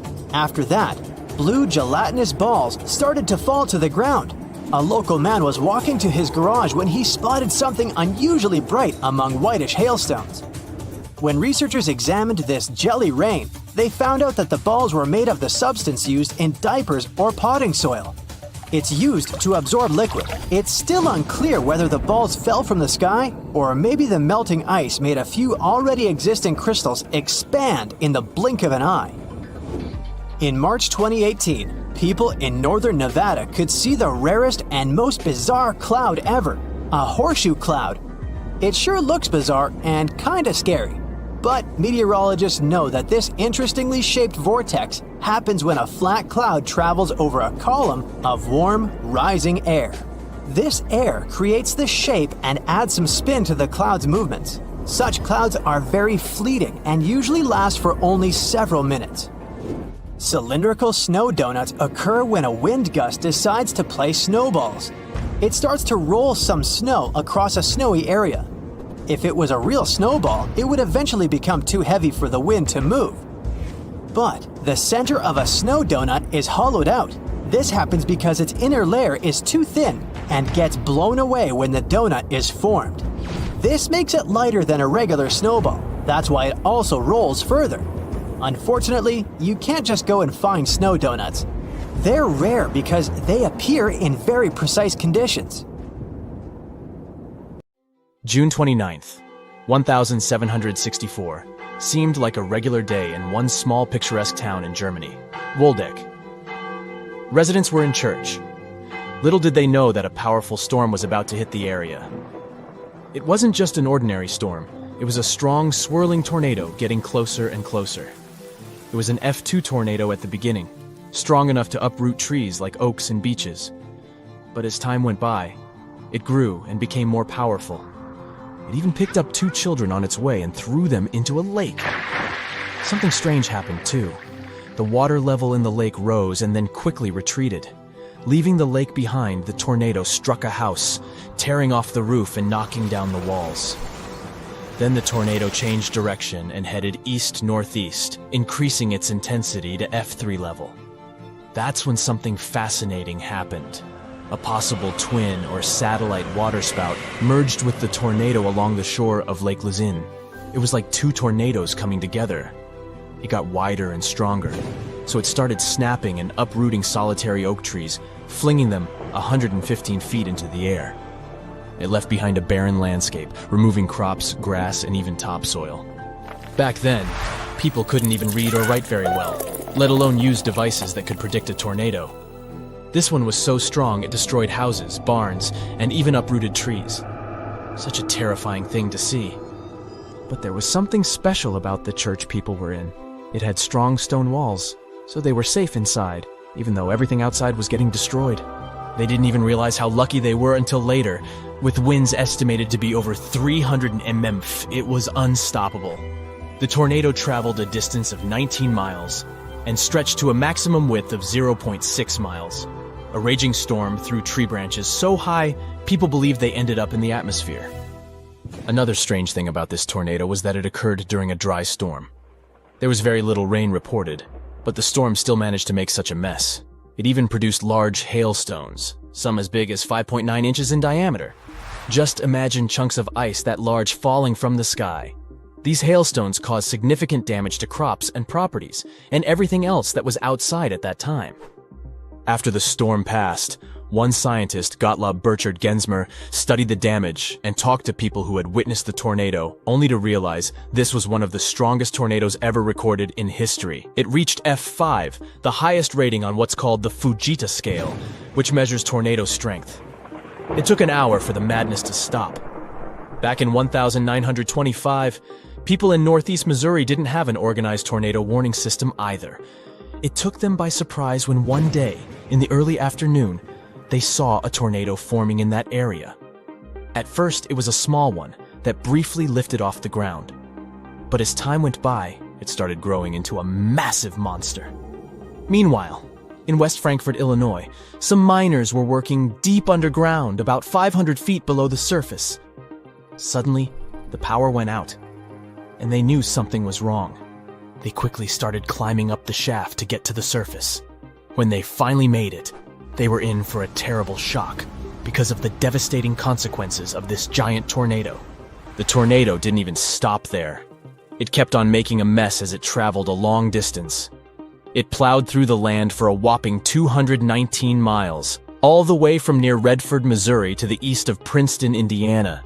It moved at a crazy speed of 73 miles an hour. In one town, Murfreesboro, Illinois, the tornado wiped out a staggering 100 blocks of the town, plus another 70 blocks ended up destroyed by fire. In another town, Griffin, Indiana, not a single building was left standing. The tornado got weaker only at 4:30 in the afternoon. This tornado, known as the Tri-State Tornado, really made history as the worst and longest-lasting tornado ever recorded in the United States. In April 1965, people in the region of the Great Lakes started complaining about this weird heat. The forecast showed no storms for that area. It was because of thunderstorms sweeping across the upper Midwest of the United States. These storms were insane and so powerful they created 51 tornadoes in just 12 hours. The states of Indiana, Ohio, and Michigan ended up being hit particularly hard. Something unfortunate happened during this time. All this caught the forecast team, the National Severe Storms Forecast Center in Kansas City, Missouri, off guard. They quickly tried to send out warnings to let people know what was happening, but many people didn't hear the announcements because there were no outdoor tornado sirens at that time. Additionally, a lot of TV and radio stations didn't regularly broadcast weather alerts. Power was gone, and telephone lines didn't work, which meant many towns were completely cut off from communications. People couldn't receive the warnings because they didn't have access to electricity or working phones. One spring day in 1974 was especially hard because of severe thunderstorms that unleashed a series of powerful tornadoes across 13 states in the United States. These tornadoes lasted for 16 hours, and they ranged from weaker F0 to the most powerful and destructive F5 ones. At one terrifying moment, there were 15 tornadoes touching the ground at the same time. One lasted for more than 2 hours, and 2 others were swirling around each other like dancers. This was another big lesson, after which some changes in tornado warnings were made. In those days, weather forecasters could only warn people about a tornado if they had seen one with their own eyes, which was mostly too late. April 26, 1989, at around 6:30 in the afternoon, the sky above one district, Maniganj in Bangladesh, turned dark and ominous. The tornado began its journey from one point, Daulatpur, and moved swiftly eastward, Saturia, Maniganj Sadar. People living in that region had already been facing a severe drought, and little did they know there were even worse scenarios coming. The storm was fierce, stretching about 10 miles long and 1 mile wide. It covered a relatively small area, but it still caused enormous damage. It tore through the land and blew away buildings, thousands of trees, strong and rooted for years, and everything else in its path. The countryside of Marsala in western Sicily is really beautiful. But it wasn't so stunning on December 8th, 1851. 2 fierce tornadoes suddenly swept across the land, leaving nothing but chaos. As they moved, they brought along heavy rain and hailstorms, causing even more damage to the already vulnerable farmlands. One town, Castellammare, had an amazing harbor with plenty of ships, and it suffered great damage. The news of this devastating event reached far and wide, even making its way to the Illustrated London News. The outbreak in Oklahoma from 24 years ago, May 3rd, 1999, was tough too. Just one stormy day caused enormous damage from Texas all the way up to South Dakota. At least 45 tornadoes touched down, and Oklahoma was hit the hardest with an F5 tornado. The story seemed familiar. What first seemed like a small twister quickly grew into a massive force that, at one point, measured 1 mile in width. This one ripped asphalt from roads, peeling it away in layers like fragile paper. It tore the vegetation away and even wrapped roofing materials around power lines. NASA scientists studied the area using satellites. They realized it would take between 10 to 20 years for the vegetation to fully regrow in the region where the tornado left nothing but muddy, barren land. Oklahoma is in a pretty unfortunate spot when it comes to tornadoes. Take 1947 as an example. The Woodward tornado got named after the city it had struck. This monstrous tornado was massive. It reached 1.8 miles in width, and it raced forward at an incredible speed of around 50 mph. Before reaching Woodward, the tornado had already caused a lot of mess in other towns along its path. But it was in Woodward where it unleashed its worst fury. Without any warning, it struck the city at 8:42 in the evening, catching the residents by surprise. Communication with the outside world was cut off, leaving families uncertain about the fate of their loved ones. As if one tornado isn't enough, some areas get struck by a series of them. In 1908, an outbreak of tornadoes swept across the eastern part of the United States, from Texas to Georgia and then northward from Oklahoma to Tennessee. At least 34 tornadoes touched down. Nature showed no mercy. Buildings were torn apart, and once thriving streets were reduced to rubble. The Fujita scale measures tornado strength based on two things: the speed of the winds and the amount of destruction caused. F5 tornadoes are the strongest, most destructive ones.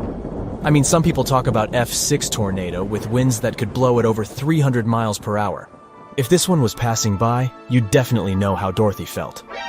Luckily, F6 exists only in stories, and Oz is the last place you are likely to end up at.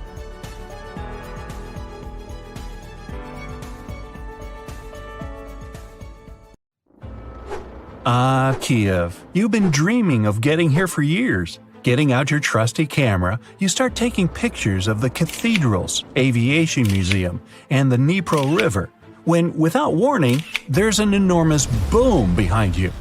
Turning around, you see something towering in the distance. It looks like a gigantic explosion. Uh-oh, time to leave fast. In June 2020, what the people of Kiev were looking at was an anvil cloud, a rare storm formation in the sky. Forming when strong air currents carry water vapor upwards, the air expands and spreads out as it hits the bottom of the stratosphere. It pushes the dense cloud into the cool anvil shape you see, and sometimes it even gets to be a mushroom. Anvil clouds produce some of the most dangerous lightning of all storms, one that's called a bolt out of the blue. This lightning strike seems to magically come out of the blue sky with the storm being many miles away. This type of bolt comes from the top of the anvil and can be 10 times more powerful than a typical lightning strike. People got so frightened after witnessing a giant cloud just 60 miles away, thinking something terrible must have happened. The locals had pictures of the large billow on social media before officials could explain what was going on. Authorities managed to calm everyone's fears by informing them it was nothing more than a natural phenomenon, and a beautiful one at that. Before dissipating, these clouds typically stay in one area, regardless of how strong the wind is. Touring around the northern tip of Queensland, Australia, way away from those creepy crawlies, it's time to take a break and relax at the beach. Getting comfortable, you notice a great big shadow passes over you, then another, and yet another. Looking up, this weird weather is simply stunning. The clouds are called morning glory, a very rare type of cloud that almost seems to roll across the sky, looking like a massive tube. These clouds can measure up to 600 miles long, even appearing in large groups as well. This phenomenon is the result of an updraft pushing through the cloud, creating a rolling appearance, while moist cooler air at the back causes them to sink downward. Southern India between July and September 2001. People witnessed one of the strangest weather phenomenon in recorded history. The rain was red. What many would have thought to be a typical rainstorm left them shocked. The color was bright enough to stain clothes. There were other colors too, such as green, yellow, brown, and even black. In the middle of a monsoon, red rain started to fall, and did so periodically for several weeks. Researchers have found this unusual rain is stained either by dust or algae, so don't try to catch any on your tongue. Scientists aren't entirely sure how the algae got all the way up there. This does make events like this a little unsettling. Like to take a bubble bath to relax after an exhausting day, but taking too long to fill the bathtub? Problem solved. Head to any coastline after a big storm and take a dip. Foamy tides aren't native to any one place or location. They can be formed anywhere in the world. They're most likely to happen along rocky coastlines, like the coast of San Francisco, Northern Ireland, or the Mululaba, Australia. Each coast has differing conditions forming the sea foams. If you scoop up seawater into a glass and look at it closely, you'll see it's full of tiny particles. Many things like plants, chemicals, and lots of salt and minerals create the perfect formula for foam. When powerful currents and wind mix it all together, we get something that resembles a cappuccino top floating on top of the water. When freezing temperatures hit orchards in Michigan, all kinds of unusual things happen, like ghost apples. No, they're not going to scare you at all. But if you plan on sneaking away one winter to find one, be warned. Everything has to be perfect for this to occur, and it's going to be freezing cold. This is actually a rare weather phenomenon caused by having the apples freeze where they are with rain coating the fruit in a thin layer of ice. The apples then thaw and leak out like applesauce, leaving just the beautiful ice shell behind. The Catatumbo River in Venezuela might be the most electric place in the world, with nearly 300 storm days per year. The lightning storms are so consistent, they're predicted for 3 months in advance. During the wet season in October, you might see 30 lightning flashes in a single minute, a truly shocking experience. With each bolt having the energy to power a single light bulb for 6 months, the impressive display could power all of Venezuela forever. At sunset, strong winds flow around the 3 surrounding mountains, forming storm clouds over the water. As the water droplets of humid air collide with ice crystals from the cold air, it produces the static charges that cause the lightning storms nearly every night. If that wasn't bad enough, some storms have lightning above them as well. Try to take a picture of this one. Jellyfish lightning sprites are electrical discharges high in Earth's atmosphere. They're associated with powerful thunderstorms, but they have nothing to do with rain. These sprites occur 30 to 50 miles up in the sky, in the mesosphere. Artificial lights at night make it a lot harder to see this faint lightning. If you spot one, it'll look tiny, but can be well over 30 miles wide. The red sprites are a type of cold plasma discharge above a thundercloud. They're the balance of the lightning charges between the storm clouds and the ground below. Don't try to find this type of donut at your favorite bakery. It won't be there. Snow donuts are one of the rarest meteorological sights to see, with perfect weather conditions needed just to create them. Found in any snow-covered mountain area, like the Rocky Mountains, the wind, temperature, snow, ice, and moisture have to all work together for us to see these phenomenal rings. A thin layer of wet snow on the ground. Under that layer, ice or powdered snow. Then, a strong enough breeze to roll the donut down a hill, just like a snowball. Once it stops rolling, it can be the size of a baseball or as large as a car tire. It all depends on how strong the wind is. A newly formed snow donut won't stay around for very long, so hurry up with that camera. Watching the sunset over the horizon, the beautiful purples and pink overhead are nothing compared to the 3 suns you see in front of you. Wow, since when did Earth get 3 suns? These phantom stars sometimes appearing beside the sun are called sundogs.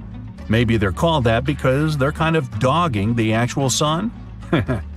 Sundogs often appear as colored areas of light at the same height above the horizon as the sun. They're mostly observed on a ring or halo, where ice crystals best reflect the light.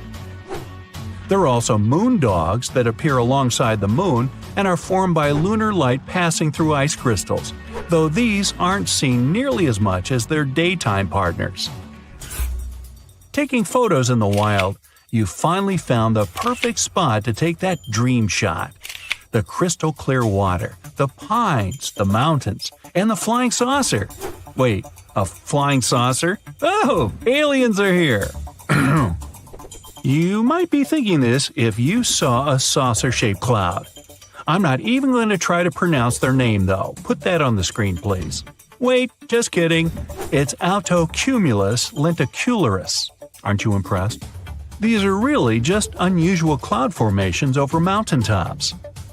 When moist air flows over a mountain, a wave is created if the temperature difference is perfect. As the air passes through the wave, evaporation occurs and a series of these clouds may form into an oval shape. Not aliens at all. Whew! The sky is falling! The sky is falling! Well, people who have experienced these clouds say they look like they're coming down from the sky. Mammatus clouds look like giant white lumpy marshmallows, but it might be hard to toast these ones. These weird, fluffy clouds can extend hundreds of miles in any direction, remaining visible for short periods at the bottom of anvil or other thunderstorm clouds. The strange bubble shapes are formed from turbulence within the storm itself, creating an uneven cloud base and appearing anywhere in the world. Mammatus clouds form when moist air sinks into dry air. The air must be cooler than its surroundings, cooled with ice, or be heavy with water. Ah, a purple sunset. You must have seen one of those at least once in your life. Normally, it's nothing ominous and has to do with the way light travels. The light that the sun produces is white. When it goes through a prism, you see light waves of different colors, from red and orange to blue, green, and indigo. Light normally travels in a straight line if there's no obstacle in its way. The shorter light waves, including blues and purples, are scattered easier when they meet with those obstacles, like molecules and aerosols in the atmosphere. Because the sun is low on the horizon at sunset and sunrise, its light has to pass through more molecules that scatter the violet and blue light. The colors that your eyes pick up, then, are yellow, orange, and red. But with the right conditions, you can see the gorgeous purple sky. Sometimes purple sky appears for much scarier reasons. It can be caused by hurricanes, wildfires, or dust storms. The concentration of vapor in the air increases, and the light scatters more than usual. Dust, a setting sun, and low cloud cover all contribute to this natural show, too. The sky turns orange and red at dusk if there's still enough light. Then it gives off pink hues, which mix up with a dark blue sky above. Now, do you remember what happens when you mix pink and blue? You get the color purple. Not every hurricane makes the sky turn purple, and trying to predict if it's going to happen is like trying to forecast a rainbow. Still, people reported several major hurricanes made the skies turn purple. Now, green skies might look just as spectacular as purple ones, but they actually also scream danger. They're usually there to tell you a thunderstorm, hailstorm, or a tornado is somewhere nearby. The unique color is a result of yellow sun rays getting mixed with the blue light coming from storm clouds. So you're enjoying a nice day by the ocean with a fresh breeze in your hair, when suddenly you notice the water starts retreating from the beach at a huge speed. This is a sign for you to start running as fast and far away from the beach as you can. This most likely means that a tsunami is on the way. A quick reaction maximizes your chances of survival. Now, if you notice the sea level is rising, but it doesn't seem too extreme, it could be another sign of an approaching tsunami. It happens in 40% of cases, and the incoming water is the first tsunami wave. The next one, way larger and more dangerous, usually follows in about 10 minutes. Another thing about tsunamis is that they like to arrive with some loud sounds. People describe them as thunder, the sound of a locomotive, a helicopter, or just a loud boom. Do you see a channel of choppy water on the beach? It's in your best interest to stay away from the water. There might be a rip current under the surface that can be extremely dangerous. Sometimes waves hit the shore in a weird way, which forms these rip currents. You might see a strange break in the waves, or an area with a different color than the rest of the water. Random bits of seaweed going in all directions is another rip current warning sign. If you happen to find yourself caught in a rip current, try to stay afloat, but don't try to go against the current. You'll only waste precious energy. Scream for help and try to float your way along the beach. Once you break out of the current, swim diagonally to the shore. The next time you spot conically shaped clouds in the sky, remember it's a good time to start looking for some shelter. If it just stays like that, a severe storm is on the way. But if a cloud of that shape starts spinning around, it means it's about to transform into a tornado.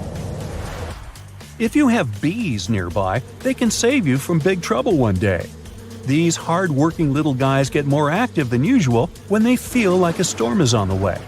They speed up to collect more nectar before it hits them, and once they're done with it, they'll always come back to the hive 10 to 15 minutes before heavy rain, even when there are no obvious signs of it coming. Their secret is super-sensitive hairs on the back that can pick up electrostatic buildups from storm clouds. For centuries, people have noticed that animals act weirdly a couple of days before big seismic events. Dogs can't stop barking, cows halt their milk, and toads, rats, and snakes leave their homes. It looks like animals can feel smaller initial shock waves that humans don't even notice. Scientists have tried to find some legit explanation for it and run endless tests and experiments. But so far, they're still on their way to explaining this mystery. Can you smell ozone in the air? When a thunderstorm is on the way, it's the most distinct and pungent smell you can pick up. An electrical charge of lightning sets it free from higher altitudes. The other, more pleasant smell of rain is petrichor. Rainwater wakes up molecules on plants, trees, concrete, and asphalt. Their aroma spreads all over the place. You can even feel that smell in your own mouth. All those positive ions in the air that a lightning bolt sets free gets mixed with ozone and your saliva, and that's how you get that bitter metallic taste. When lightning is about to strike, you might hear bizarre crackling, buzzing, or vibrating sounds coming from metal objects nearby. Your palms may begin to sweat, and then you can feel your hair stand on end. That's a clear call for action, and that action is to run for your life. Positive charges are going through your body trying to reach toward the negatively charged part of the storm. Trust me, you don't want these charges to meet. If you see no shelter that you can reach fast, try to make yourself smaller than the objects around you. Drop down your umbrella and stay away from wire fences, metal pipes, rails, and other metallic objects. And don't lie flat on the ground, it's likely wet, which means it's a great conductor of electricity. If you suddenly notice crevices in the asphalt next to your house, it could be a sinkhole warning sign. Inspect your house on the inside. Does that door begin to jam? Or maybe there's a gap where the walls meet the ceiling. Uneven kitchen cabinets and drawers, slanted floors, stairs that begin to slope, water leaking after every rain, and displaced moldings are all signs that a sinkhole is about to open. To find out if it's definitely a sinkhole and how dangerous it is, you gotta consult with an engineering company. If you find a sinkhole that's already there, you gotta stay away from the sinkhole area. Fence or rope it off to make it less dangerous for others. You'll need professional help to fix it. Some volcanoes scream when they're about to erupt. Small earthquakes, which often happen before, produce a hum. It's mostly non-audible to human ears, but sometimes it reaches a frequency that lets you hear it as a strange rumbling or hissing sound coming from the ground. This noise is known as a harmonic tremor. With some volcanoes, it's the sound of magma bubbles vibrating when they're going through crevices in the crust of the earth. But it's not always like this. If scientists manage to understand what exactly causes these volcanic screams, they could create a limited early warning system for volcanic eruptions. If you're out in the wild, pay attention to the water in creeks, streams, and rivers. If its level is quickly falling, even if it's raining, this might be a sign of a nearing landslide. And if you hear a faint rumbling noise or unusual sounds, like boulders knocking together, it could mean debris is on its way to you. It's a sign to head to safety immediately, like right now. If you were visiting Earth from another planet, your rational mind just wouldn't understand how singing dunes and moving balls of lightning were scientifically possible. I bet you'll feel like these images are just stills from your favorite sci-fi movie. You better hope you never find yourself alone near Catatumbo River in Venezuela during one of its lightning storms.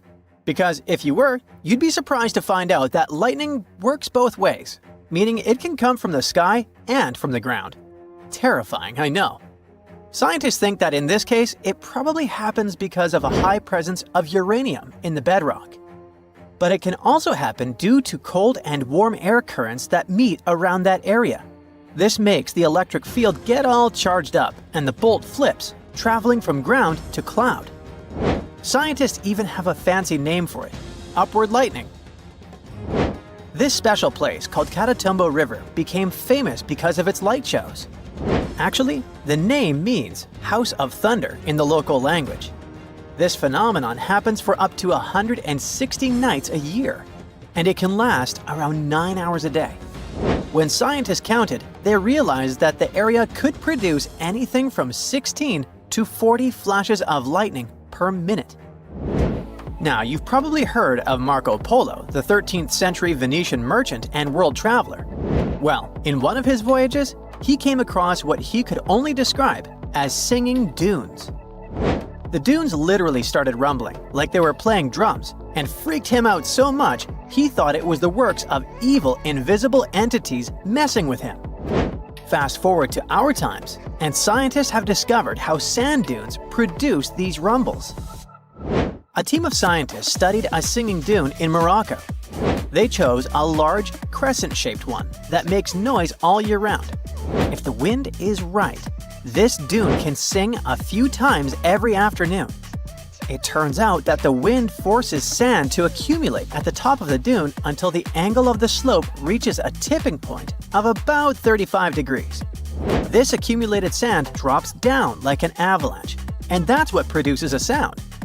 The sand needs to be dry enough for the singing to happen, though. They're like nature's boombox. Isn't that something? This next one might be the most disturbing of them all. First, you'll see a flash of lightning, then a thundering boom, and finally, a curious light floating through the air and bouncing off surfaces like a white electric ball. Would you also hide under your blanket if you witnessed something like this? That's what an old lady did when she witnessed this from bed in her Chicago apartment. It turns out, people have been swapping their own ball lightning stories for hundreds of years. An English monk's report from the early 1000s might be the oldest version of these accounts. It talks about a fiery globe descending from a storm cloud and falling into the river Thames. The thing is, scientists aren't entirely sure what causes it, but one theory involves lightning striking silica-rich soil. This can vaporize silica, creating tiny particles bound by electrical charges. When these particles react with oxygen, they produce glowing orbs, which can last a few seconds. Some other theories say that it can be linked to miniature black holes, or even hallucinations. But the silica explanation is the best contender so far. What they know for sure is that ball lightning is often linked to stormy weather. If you'd wake up in the middle of a wintry night and saw these lights, you'd probably think otherworldly people were invading our world. Or you'd feel like one of the lucky people who got to see the northern lights during your lifetime. But none are correct. These beautiful shafts of pastel-colored light were photographed by a guy in Ontario, Canada. They happen when tiny, flat ice crystals that usually reside up in the atmosphere float closer to the ground. They're sometimes called columns of violet light, and they reflect light from sources like streetlights or cars. These reflections stretch into tall, colorful columns that look like they're glowing in the sky. The best part is that it's mostly an optical illusion. The pillars aren't really in the air. They're just a trick of light bouncing off the ice. Somewhere near Buffalo, New York, you'll find a surreal combination of the fire and water elements. This phenomenon is called the Eternal Flame Falls, precisely because it never stops burning, even if it's so near the water. This is due to a chemical reaction where gas leaks out of the ground and combusts with the air. It's one out of a few hundred natural eternal flames around the world. But the 30 feet tall waterfall is probably the most beautiful one. Now, how does it get lit the first time around? Usually, eternal flames can be ignited by lightning, human activity, or something called piezoelectricity, which is basically when certain materials make electricity when you squeeze, press, or twist them. Scientists believe that Native Americans lit these flames thousands of years ago, but that's just a hunch. Have you ever imagined going for a midnight swim and suddenly finding yourself surrounded by a glowing blue haze? As if there were huge cannons of light coming out of the seabed directly into the surface. This phenomenon is rare, but it sure is magical. This chemical reaction is known as bioluminescence, and it can happen in different situations. One example is when tiny algae organisms migrate near the seashores. When these algae are disturbed, they try to defend themselves by glowing, and just happen to create the most beautiful spectacle. There's also a specific place in the world where you can see a similar phenomenon. It's in New Zealand. Hidden deep within the country's caves lie the so-called glowworms. They are the larval species of a fungus that happen to be luminescent. If you're lucky enough to tour around these caves, you'll feel like you're floating inside an underground galaxy. The sky can create lots of different cool phenomena, and this specific one is called a crown flash. If you were seeing it with your own eyes, you'd see a column of light jumping or dancing near the top of a cumulus nimbus cloud. Think of cumulus nimbus as massive, towering clouds that look like fluffy mountains. These are the clouds that usually announce thunderstorms, lightning, and heavy rain. Now, although you'd probably think crown flashes looked like some supernatural energetic door opening to the heavens, this is a very scientific phenomenon. It happens when sunlight reflects off tiny ice crystals inside the cloud. But here's the cool part. Those ice crystals aren't just floating around randomly. They're moving because of shifts in the cloud's electric field. As the field changes, the ice crystals realign, and the light they reflect moves too. That's why the crown flash looks like it's flickering or waving. Crown flashes don't happen all the time. You need a thundercloud with the right conditions, lots of sunlight, ice crystals, and a strong electric field. If you ever spot one, consider yourself lucky. It's like nature showing off a rare light trick. We usually see ever-burning hills in sci-fi movies, but this one is real. Located in the Arctic region of Canada, the so-called Smoking Hills is an unmatched sight on our planet. And here, things get even a little science fiction-y, since some minerals that exist in these hills were only ever found in a few places on our planet and outside it, like on the surface of Mars. The ground of Smoking Hills has been releasing smoke for at least a couple hundred years, non-stop. Explorers thought the area was home to an active volcano, but that was not the case. As science explains, the soil in the area is formed by sulfur and coal, and when they're in contact with oxygen, they spontaneously ignite, releasing constant smoke. I just warn you, don't be getting any touristic ideas. The environment is extremely hostile to human life, as the smoke is toxic and its temperatures are dangerously high. A heavy snowstorm rolls in, and then you hear it. A distinct sound of thunder and see lightning sparkling in the sky. Congrats! You're one of the rare people who has witnessed thunder snow. Until recently, scientists couldn't even agree that it's a real thing. But now, as they see more and more videos of it popping up online, they're trying to understand how it forms and how dangerous it really is. One thing is for sure, if you see lightning during a snowstorm, there's at least half a foot of snow falling somewhere nearby. We can even predict heavy snowfalls by thunder snow, but it doesn't work the other way around. Not every heavy snowfall causes thunder snow, and scientists are still wondering why. They think this beautiful natural event happens in a way that's kind of similar to summer storms. Turbulence in the air makes warm, moist air near the ground rise up into the sky. As it goes up, it cools down and forms clouds filled with tiny ice crystals, supercooled water, and soft hail called graupel. When these things crash around inside the cloud, they create an electrical charge, which leads to lightning and thunder. When it's cold enough for snow, the atmosphere doesn't have as much energy as it does in the summer. That's because the ground doesn't heat up as much in the winter, so there's less warmth and moisture in the air. So, there's less supercooled water in the clouds compared to a summer storm. When the right conditions do occur, it usually happens near the Great Lakes in the United States. In places like this, the cold air above mixes with the warm water from the lakes. This big difference in temperature creates areas where the air rises quickly, and those rising pockets can cause lightning and thunder during heavy lake-effect snowstorms. They're also more common in the Colorado Front Range and Upper Great Plains. Another difference between thunder snow and a regular summer storm is that it's much harder to spot thunder snow. Snow absorbs sound waves, so you can only hear thunder if you're within a few miles of it. It will be more like a low rumble than a loud, sharp bang, and it's harder to see a flash of lightning against the backdrop of a bright white sky filled with flurries. This way, thunder snow can catch you off guard and strike just like any lightning. Although, lightning and thunder that come with a snowstorm are usually less frequent and less intense than those that come with summer storms. So, perhaps the worst thing that comes with thunder snow is those heavy snowfalls that can cause chaos on the roads and leave you without power for days. Another cool and rare winter weather phenomenon is the snow donut. You won't want to eat this donut as it looks like snowy wheels or tires. You can mostly find these rare natural snow shapes in the open prairies of North America or some remote places in Northern Europe. They need the perfect mix of conditions to form. First, there needs to be a layer of wet snow on the ground.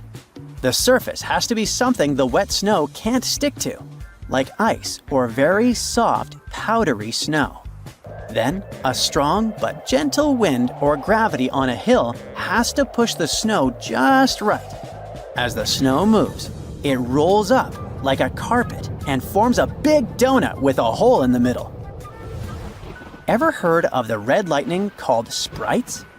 Unlike regular lightning that strikes down from the clouds to the ground, they shoot up high into the atmosphere, about 50 miles above Earth. They're super fast, lasting just a tiny moment, so they're really hard to spot or study. Sprites happen because of a buildup of electricity in clouds, just like normal lightning. They are usually red and can look like jellyfish or carrots and get up to 30 miles wide. Pilots flying in high-altitude planes get the best views, and you can't see it from the ground. Scientists think sprites could happen on other planets with atmospheres. They tested this idea in a lab by recreating those planets' atmospheres and running electricity through them. It turned out they were right. A fall streak hole is a big circular or oval-shaped gap that sometimes appears in certain clouds. These types of clouds float high up in the sky and are often made of tiny water droplets that are colder than freezing, but they haven't frozen yet. They need ice crystals to freeze. When a plane flies through the cloud, it can bring those ice crystals into the cloud. Once they're there, the water droplets freeze quickly, get bigger, and start to fall from the cloud. This creates a hole in the cloud, and as more nearby droplets freeze, the hole gets bigger and spreads outward. A mini tornado that spins up a lot of dust and dirt on a hot day is called a dust devil. They're little whirlwinds filled with dust and debris, and they can happen all over the world. They're smaller and not as strong as tornadoes. but they can still be powerful enough to knock over small objects or lift light things into the air. In really hot desert areas, they can grow much taller and last longer, sometimes for over an hour. Dust devils form on sunny days when the ground gets super hot. Once the dust devil is spinning fast enough, it acts like a chimney, with hot air rising up and cooler air sinking down through the middle. Dust devils can be dangerous if they're strong enough, so it's best to stay out of their way. Have you ever seen a fog bow? They form in a similar way to regular colorful rainbows, but they're much wider. Fog bows are made by tiny droplets in fog or clouds instead of big raindrops like in regular rainbows, but they also appear opposite the sun. You need to look for a fog bow in a thin fog when the sun is bright. You might catch one when the sun starts to shine through the fog, or if you're near the ocean, where fog often forms. Because the water droplets in the fog are so tiny, fog bows don't have the regular bright rainbow colors. They might even look all white or faint. Some fog bows are hard to see at first because they blend into the mist, but once you spot them, they're easy to recognize. There are atmospheric rivers flowing high up in the sky. They're long, thin streams of air in the atmosphere that carry a lot of water vapor. Even though you can't see them, they sometimes hold as much water as the Mississippi River carries in one day. When these sky rivers reach land, the water vapor inside them often turns into rain or snow. Some are gentle and helpful, bringing much-needed water to dry areas.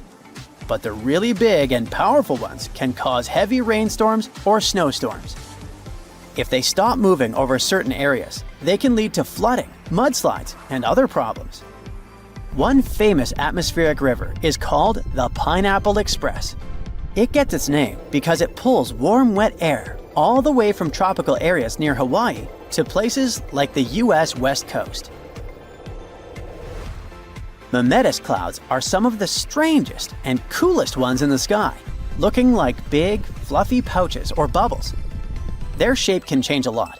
Some look like smooth bubbles and others stretch out like long tubes. Cumulus clouds usually form under big clouds. Inside these storm clouds, strong winds cause turbulence, which pushes air and moisture downward instead of upward like regular clouds. This creates those uneven, pouchy shapes. Because cumulus clouds are connected to powerful storm clouds, they're often a sign of bad weather, like heavy rain, hail, or lightning. In the winter, if it's cold enough, they can sometimes bring snow. Sometimes they appear with other, calmer clouds, but that's pretty rare. The best time to see cumulus clouds is when the sun is low in the sky, like at sunrise or sunset. The sunlight lights up the pouches, making them glow and look even more amazing. Hey, want to take a wild trip back in time to the Jurassic or Cambrian era? Trust me, it's going to be a wild ride, but surviving in those ancient environments would require some serious skills. At the start of the Cambrian era, the air would be as thin as at the base camp of Mount Everest, but the climate was actually pretty chill and consistent back then. However, there was one teeny tiny problem: no land plants or animals to feast on. So forget about firing up the grill for a juicy steak. Instead, you'd have to come up with creative ways to catch trilobites and other funky-looking shellfish. Good luck finding a spear without any wood or a fishing net without any plant fibers. And get ready to eat them raw, unless you can figure out how to extract oil from these creatures or burn dry seaweed. But wait, if you're looking for a more comfortable existence, you gotta travel to 100 million years ago, to the Silurian period. Here, things start to get a bit easier.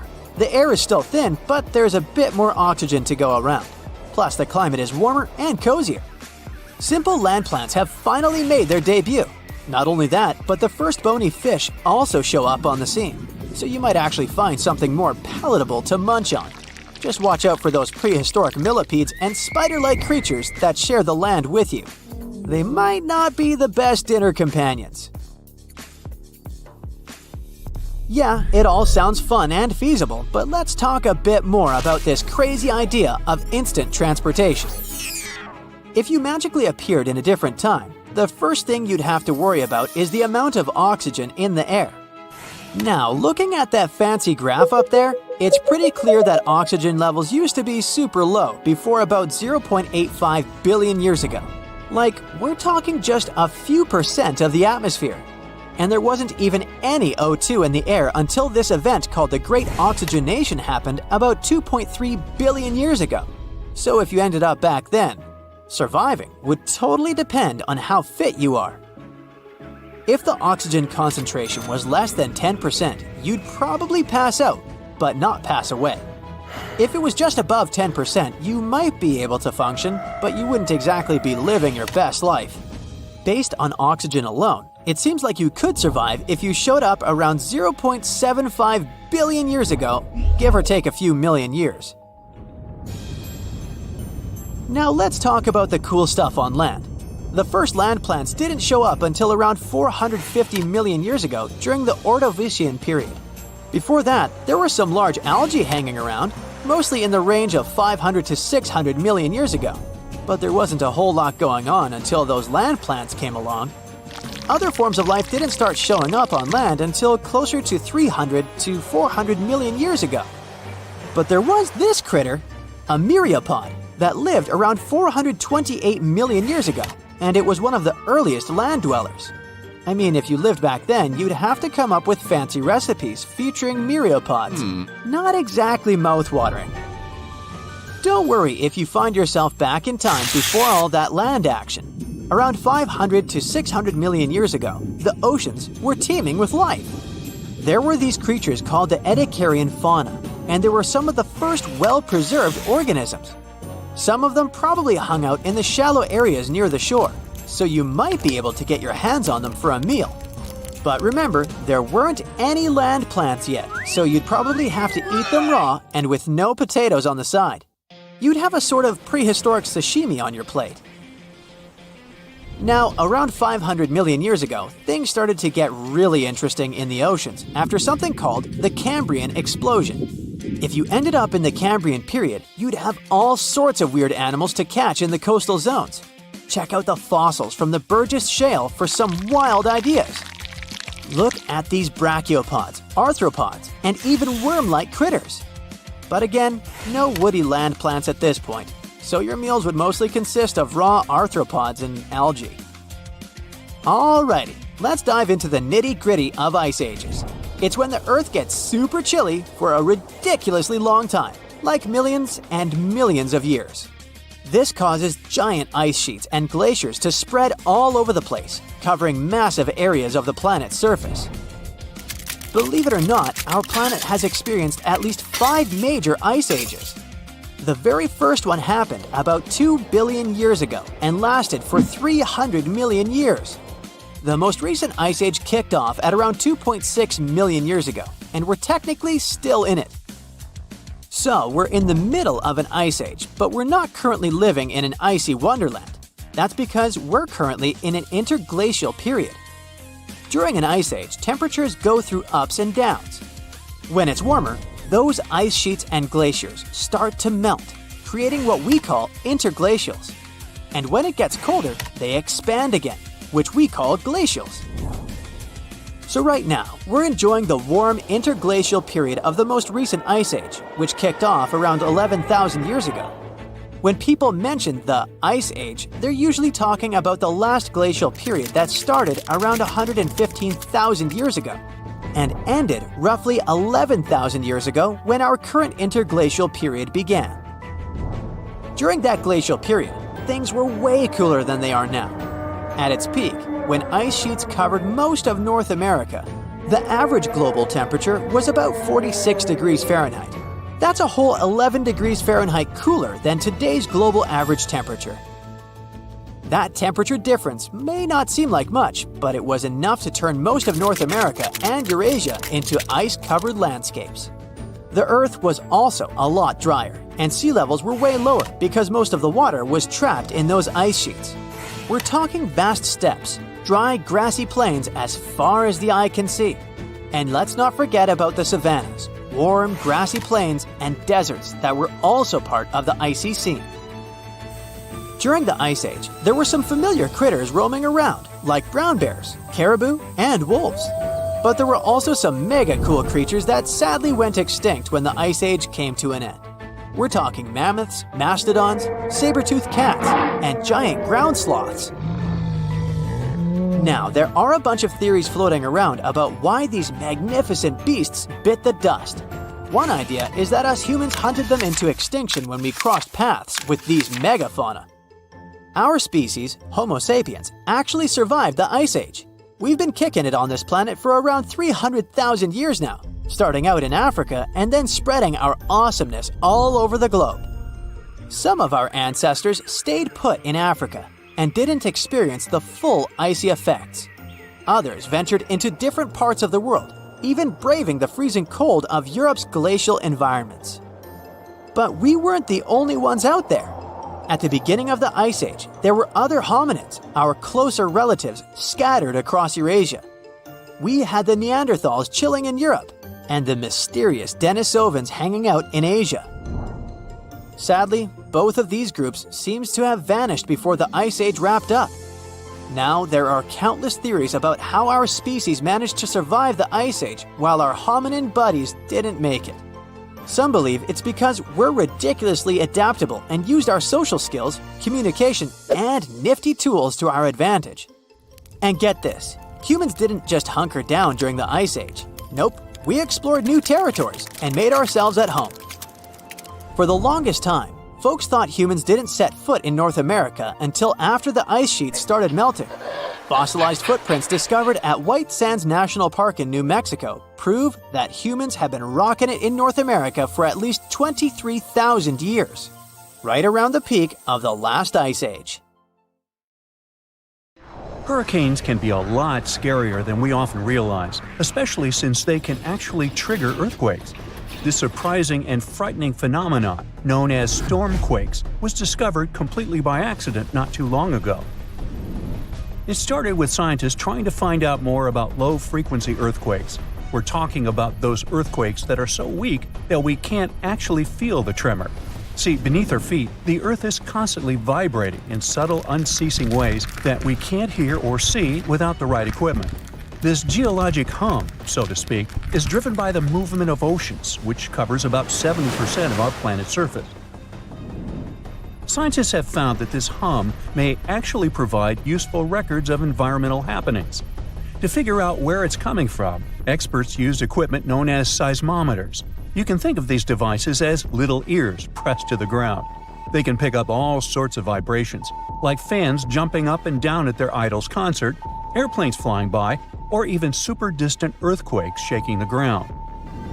Very low-frequency earthquakes are hard to track over long distances because the signals they produce can look different on different measuring devices. To solve this problem, experts came up with a way to track these signals by combining readings from smaller areas, kind of like putting together a puzzle. But while doing this, they stumbled upon a strange set of events that looked a bit like the earthquakes they were studying, but were not exactly the same. The first weird thing they noticed was that this specific phenomenon was seasonal. It never happened between May and August, for example. That is completely different from earthquakes, which can pretty much happen any time of the year. The second strange thing is that earthquakes usually occur more in the western part of the United States, where the ground moves along cracks in the surface. But these new strange vibrations spread not just along the west coast of North America, but also over to the east side. So what could be triggering this new phenomenon? What they surprisingly discovered is that many of these tremors coincided with the same time that massive storms hit North America.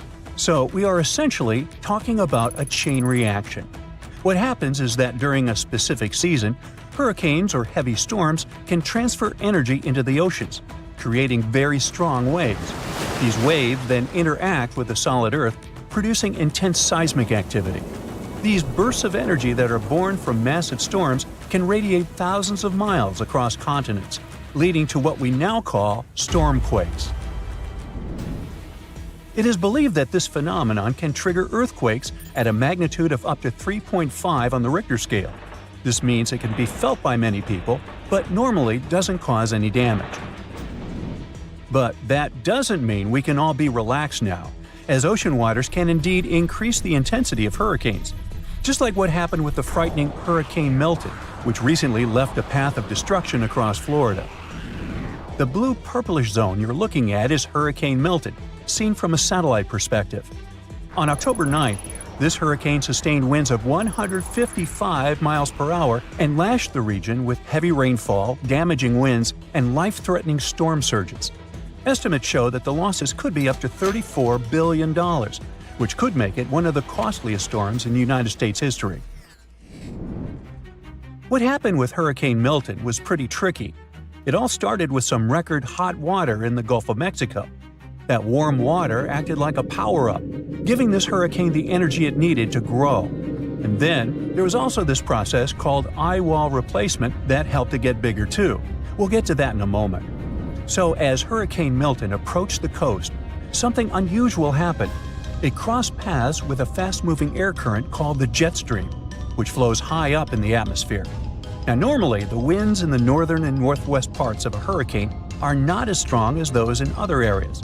But because of this interaction with the jet stream, the winds in these parts of the storm became much stronger than expected. At nearly every turn, Hurricane Milton surprised everyone and intensified faster than we have seen in ages. It threatened to slam both Florida's west and east coasts with a dangerous surge of water, putting the bustling area of Tampa Bay, which is home to over 3 million people, at serious risk. So how did Milton become such a major problem? Well, the problem started in the eastern Pacific Ocean. Usually, hurricanes follow a fairly predictable path, spinning off of Africa's coast, sailing across the Atlantic, and gaining strength in the warm Caribbean waters. But Milton had a twist in its origin story. It began as the remnants of a tropical depression that crossed over the Yucatan Peninsula and met a stalled front in the Gulf. Once Milton got going, it didn't hold back. But when it hit those record-high ocean temperatures, it was like giving it an energy drink. The warm water and humid air were the perfect ingredients for a hurricane on the rise. Quickly, Milton's wind speeds increased by 92 miles per hour. So it went from a tropical storm to a Category 5 hurricane in less than 2 days, which is basically insane and off the charts. And if that wasn't enough, Hurricane Milton also went through this thing called eye wall replacement. Now, hurricanes spin around a mostly clear eye in the center. But overnight, Milton started forming new bands of rain on its outer edges, creating a second ring around its eye. This process helped Milton grow even bigger, spreading out the wind speeds and giving it a larger footprint. It's kind of like shedding its skin and getting ready to become even more powerful. Hurricane Milton also had this little wobble in its path, which changed where it was heading. You can think of it like a spinning top that gets nudged and wobbles a bit before finding its balance again. That wobble meant some areas could get either hit hard or be spared from the worst of the storm. Thankfully, Hurricane Milton weakened a bit because of some tricky wind changes up in the atmosphere until it finally made landfall. After that, it moved across the peninsula and headed out to sea, quickly losing strength as it pulled away from the warmer waters.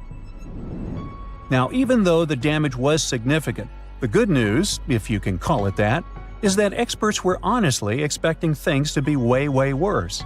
Still, it raises a question. How close was Milton's wind speed to the maximum? Or, in other words, is there a limit to how strong a hurricane can get? Well, the answer is yes, there is a speed limit for hurricane winds, but it's not a set number. Right now, the strongest the storm can get is around 200 miles per hour. But that maximum speed can change depending on many factors, like the heat in the ocean. Think of the ocean as the fuel for hurricanes. The warmer the water, the more fuel these storms have to work with. Experts believe that as the oceans continue to warm, they can ramp up the wind speeds and the impacts of hurricanes, making them a lot stronger. But other things can also help figure out how intense a hurricane can get. For example, the heat in the air and the temperature at the top of the clouds matter, as they also affect how fast heat moves from the ocean surface to the top of the storm. Some estimates suggest that maximum wind speeds could reach closer to 220 miles per hour until the end of the century. So it's definitely something that experts need to keep an eye on to help prevent future disasters. As we move forward, it's essential to keep researching and studying these storms. The more we understand them, the better we can protect ourselves and our communities. Around 2,500 years ago, an earthquake completely changed the course of one of the largest and most famous rivers on the planet, the Ganges. Now, it's normal for rivers not to sit in one place, so if you live next to one, it could also just disappear without a trace or flood the whole city one day. In the case of the Ganges River, a supermassive earthquake became the reason for this dramatic change. Scientists say it might happen again, and it would be a huge problem for millions of people who depend on this river. The Ganges River starts as small streams in the Himalayas and travels a long way, over 1,500 miles. Along its journey, it meets other big rivers before all the water flows into the Bay of Bengal. The Ganges has the largest delta in the world among all rivers. Just like many other rivers in the region, it slowly changes its path over time. These changes, if they happen when a river wears away its banks, usually takes a long time, sometimes decades. Scientists have discovered that the Ganges-Brahmaputra river system has shifted several times over the last 6,000 years. When they looked at satellite images of the Ganges Delta, they noticed something interesting. There was a crescent-shaped dip in the ground about 28 miles away from where the river is flowing now. This depression was over 1 mile wide and stretched for many miles. They thought it might have been an old main channel of the Ganges River a long time ago. In 2018, the team decided to visit the area to check it out for themselves and take samples to learn more about it. While driving back home, they noticed a pit where someone was digging dirt to create a pond. The next day, they planned to fill it with water, but the researchers spotted something strange in the dirt. There were vertical bands of light-colored sand mixed into the darker mud. These special layers are clues from the past. They show that an ancient earthquake made sand and water shoot up from below the ground and created sand volcanoes that were trapped in time. The scientists studied the sand and mud and figured out that these earthquakes happened around 2,500 years ago and were strong, with magnitudes of 7 to 8. The epicenter was over 110 miles away from the main stem of the river, but it was powerful enough to displace it. It could have affected around 140 million people. The Ganges-Brahmaputra system is close to spots where Earth's tectonic plates meet, so earthquakes happen here often. There's no danger right now, but scientists think that another massive earthquake could happen in the next few hundred or thousand years. It could threaten up to 170 million people. That's about half the population of the U.S. No one can predict exactly when an earthquake will happen or how strong it will be. Learning how earthquakes in the past moved rivers helps scientists figure out patterns and make guesses about similar events in the future. This knowledge could help us prepare better and create safety plans before another big earthquake strikes. Now, the Ganges isn't the only river at risk. The Yellow River, the Irrawaddy River, and rivers in the United States like the Klamath and San Joaquin all face similar dangers. The mighty Mississippi River has also switched its path many times over the last 7,000 years. Right now, there's a huge system of dams and barriers called a control structure in central Louisiana. This structure's job is to stop the Mississippi from spilling over its banks and joining a nearby river. But scientists think that, in theory, these barriers wouldn't handle mega floods. So the Mississippi could break free and change its course again. This would cause massive problems, especially in southern Louisiana. One of the recent examples when a river changing its course caused disaster was the Kosi River in India. In August 2008, over just a few days, the river's path shifted by almost 60 miles, which is a huge change. Floods happen in some parts of the state rather often, but they hadn't seen such strong ones in over 50 years. They affected around 1,000 villages and 3 million people, and about 1 million people had to be evacuated to safety. Since many of these people hadn't faced floods in so long, they weren't ready to handle it quickly. It caused even more damage to their homes and lives. Scientists have been trying for decades to figure out what exactly makes rivers suddenly change their course. A new study explains that two things work together to make a river to do it. This process is called avulsion. First, there's the setup, which is like building up tension before something big happens. Over time, sediment, sand, dirt, and other stuff carried by the river gets deposited in certain places. It either raises the river above the land around it or makes a nearby slope steeper than the river's current path.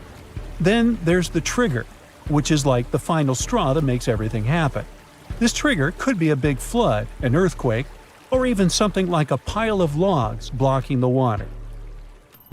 Now, researchers looked at satellite images of about 170 cases of avulsion from the past 50 years.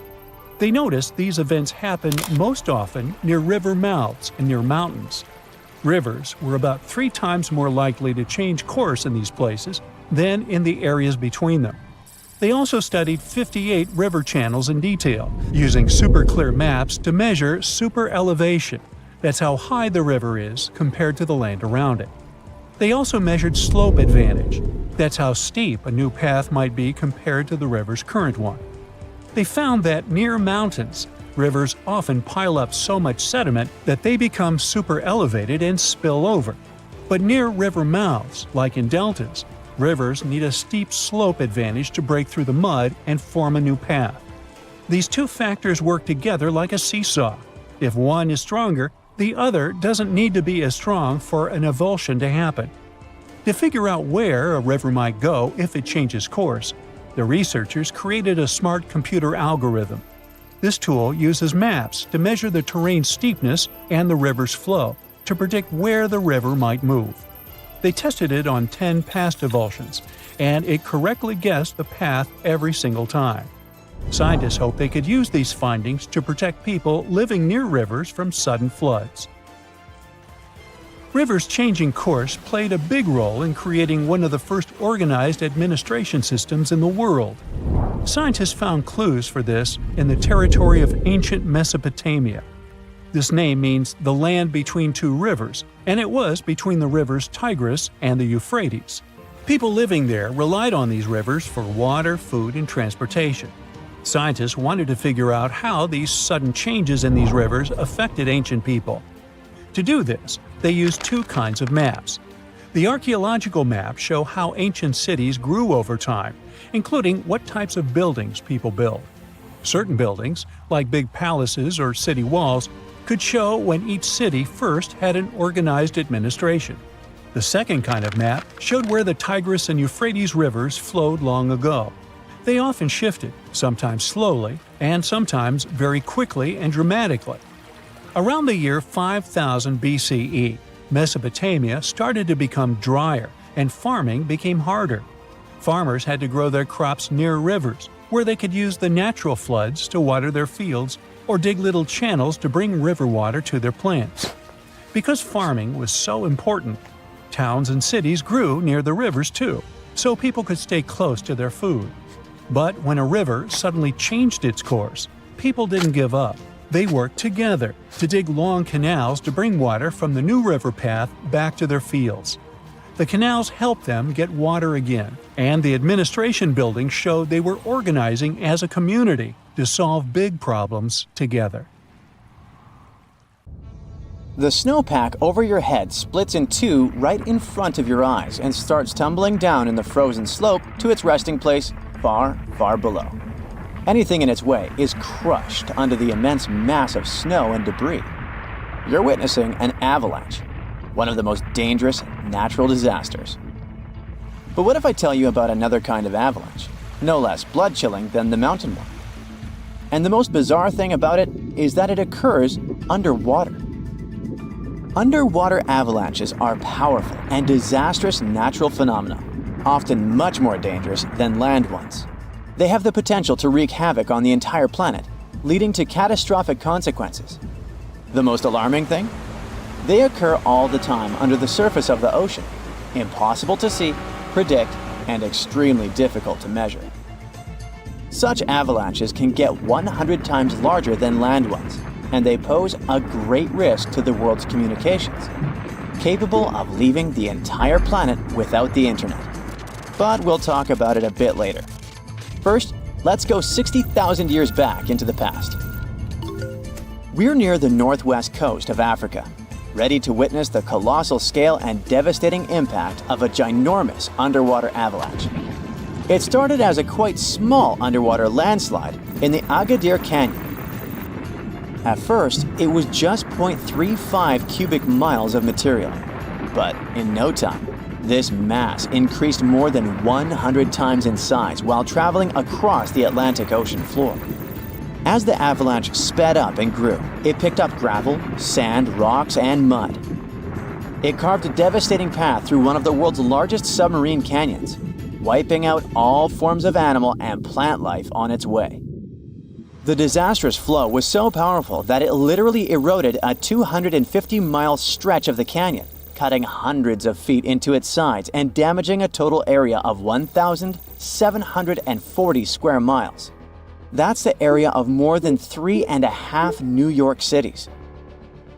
As for the force of the flow, it was so immense that it propelled massive boulders up the canyon walls to heights of up to 430 feet. Before scientists discovered the evidence of this catastrophic event, they had seriously underestimated the scale of destruction caused by submarine avalanches. By the way, these devastating catastrophes can start not only far away in the ocean, but also at estuaries. Let's go back to 14 January 2020 and see for ourselves. A turbidity current, a rapid, downhill flow of water containing a lot of sediment, rushed more than 680 miles from the Congo River estuary in the deep sea.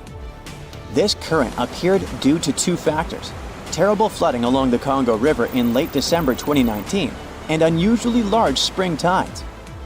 This resulted in an avalanche of sand and mud. Its volume was equivalent to 1/3 of all the sediment produced annually by all the rivers in the world. This sediment avalanche accelerated, increasing in speed from 17 feet per second in the upper part of the Congo Canyon to 26 feet per second when it reached the end of the channel, almost 700 miles away from the coastline. This route made it the longest avalanche of sediment ever measured on our planet. 2 days later, the flow reached the deep ocean. The avalanche broke 2 seabed telecommunication cables, cutting internet data speeds all the way across West, Central, and South Africa. Now, before this disaster, scientists considered that measuring powerful deep-sea avalanches was impractical. But the sediment flow in the Congo Canyon could be monitored directly, finally allowing researchers to assess how major river floods connected to the deep sea. They also concluded that how often underwater avalanches occurred depended on where the observer was. Seafloor canyons that are close to river mouths can experience several tiny avalanches per year.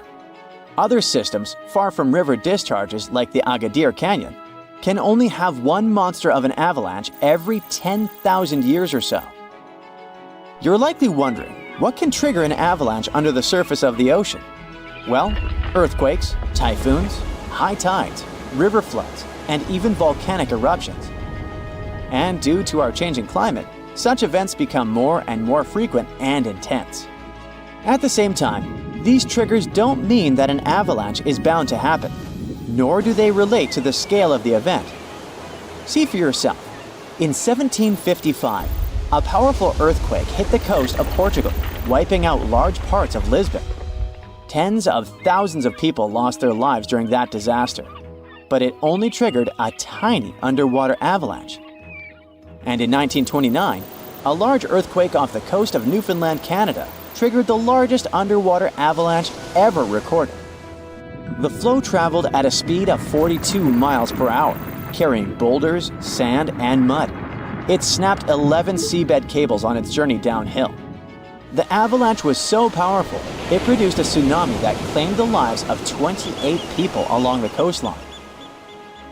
Now, submarine avalanches are totally invisible because they happen deep under the ocean surface, which makes them extremely hard to study. But we must find a way because these flows are super important. They transport sediments, nutrients, and even pollutants across the ocean floor. So, A research team from Liverpool decided to unravel this mystery. Over the last 40 years, they've collected more than 300 samples from the ocean floor. Combined with seismic and bathymetric data, which is a fancy word for ocean mapping, they managed to reconstruct a massive submarine avalanche. It was the first time an underwater avalanche of this size was mapped out. An even cooler thing, the event itself started off pretty modestly, but it quickly evolved into a colossal avalanche that grew to more than 650 feet tall. To put that into perspective, imagine a skyscraper-sized avalanche zooming from Liverpool to London, cutting a trench 100 feet deep and 9 miles wide. Then it spread out over an area bigger than the UK, covering it with several feet of sand and mud. That's like burying a whole country. These findings are actually a big deal because they show that even a small underwater landslide can turn into something massive and super destructive. But that's not the worst. Think about undersea internet cables, which are essential for global communication. There are more than 550 active seafloor cables around the world. Their combined length is a whopping 870,000 miles. That's enough to wrap around our planet 35 times. When a submarine avalanche breaks seafloor cables, the effects are usually super expensive and devastating. For example, in 2006, an earthquake in Taiwan triggered underwater avalanches that cut loads of seafloor cables connecting Southeast Asia with the rest of the world. The largest internet operator in China had a 90% loss of traffic to the USA at the peak of the event. As for Taiwan itself, it experienced between 74 to 100% loss in traffic to neighboring islands. So now you probably get why we need to learn more about this natural phenomenon. Luckily, researchers at Tulane University have found a way to study it in 3D. Previous studies only looked at submarine avalanches in 2D, which didn't give the full picture of how they actually behaved. The new research focused on how underwater flows interacted with mini basins, natural features on the ocean floor that look like shallow bowls. Despite being called mini, these bowls can be huge, up to 4 square miles. When turbidity currents flow into these mini basins, they don't just stop. No, they hit the far side and curl back around like water eddies in a stream. These swirling flows move the sediment around before it settles on the ocean floor.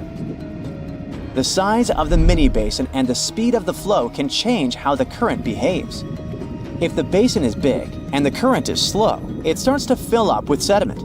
But if you crank up the flow speed or shrink the basin, the current starts to overflow, spilling over the basin.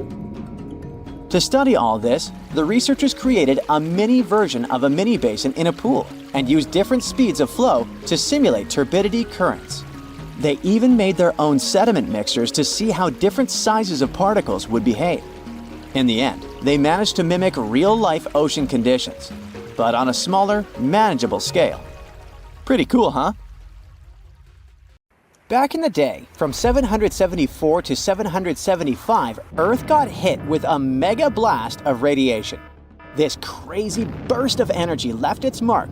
3 rings from that year show way too high levels of radioactive stuff. But what exactly caused it? Scientists are inclined to think that the reason was a solar flare. Some folks think maybe a massive supernova caused the radiation blast.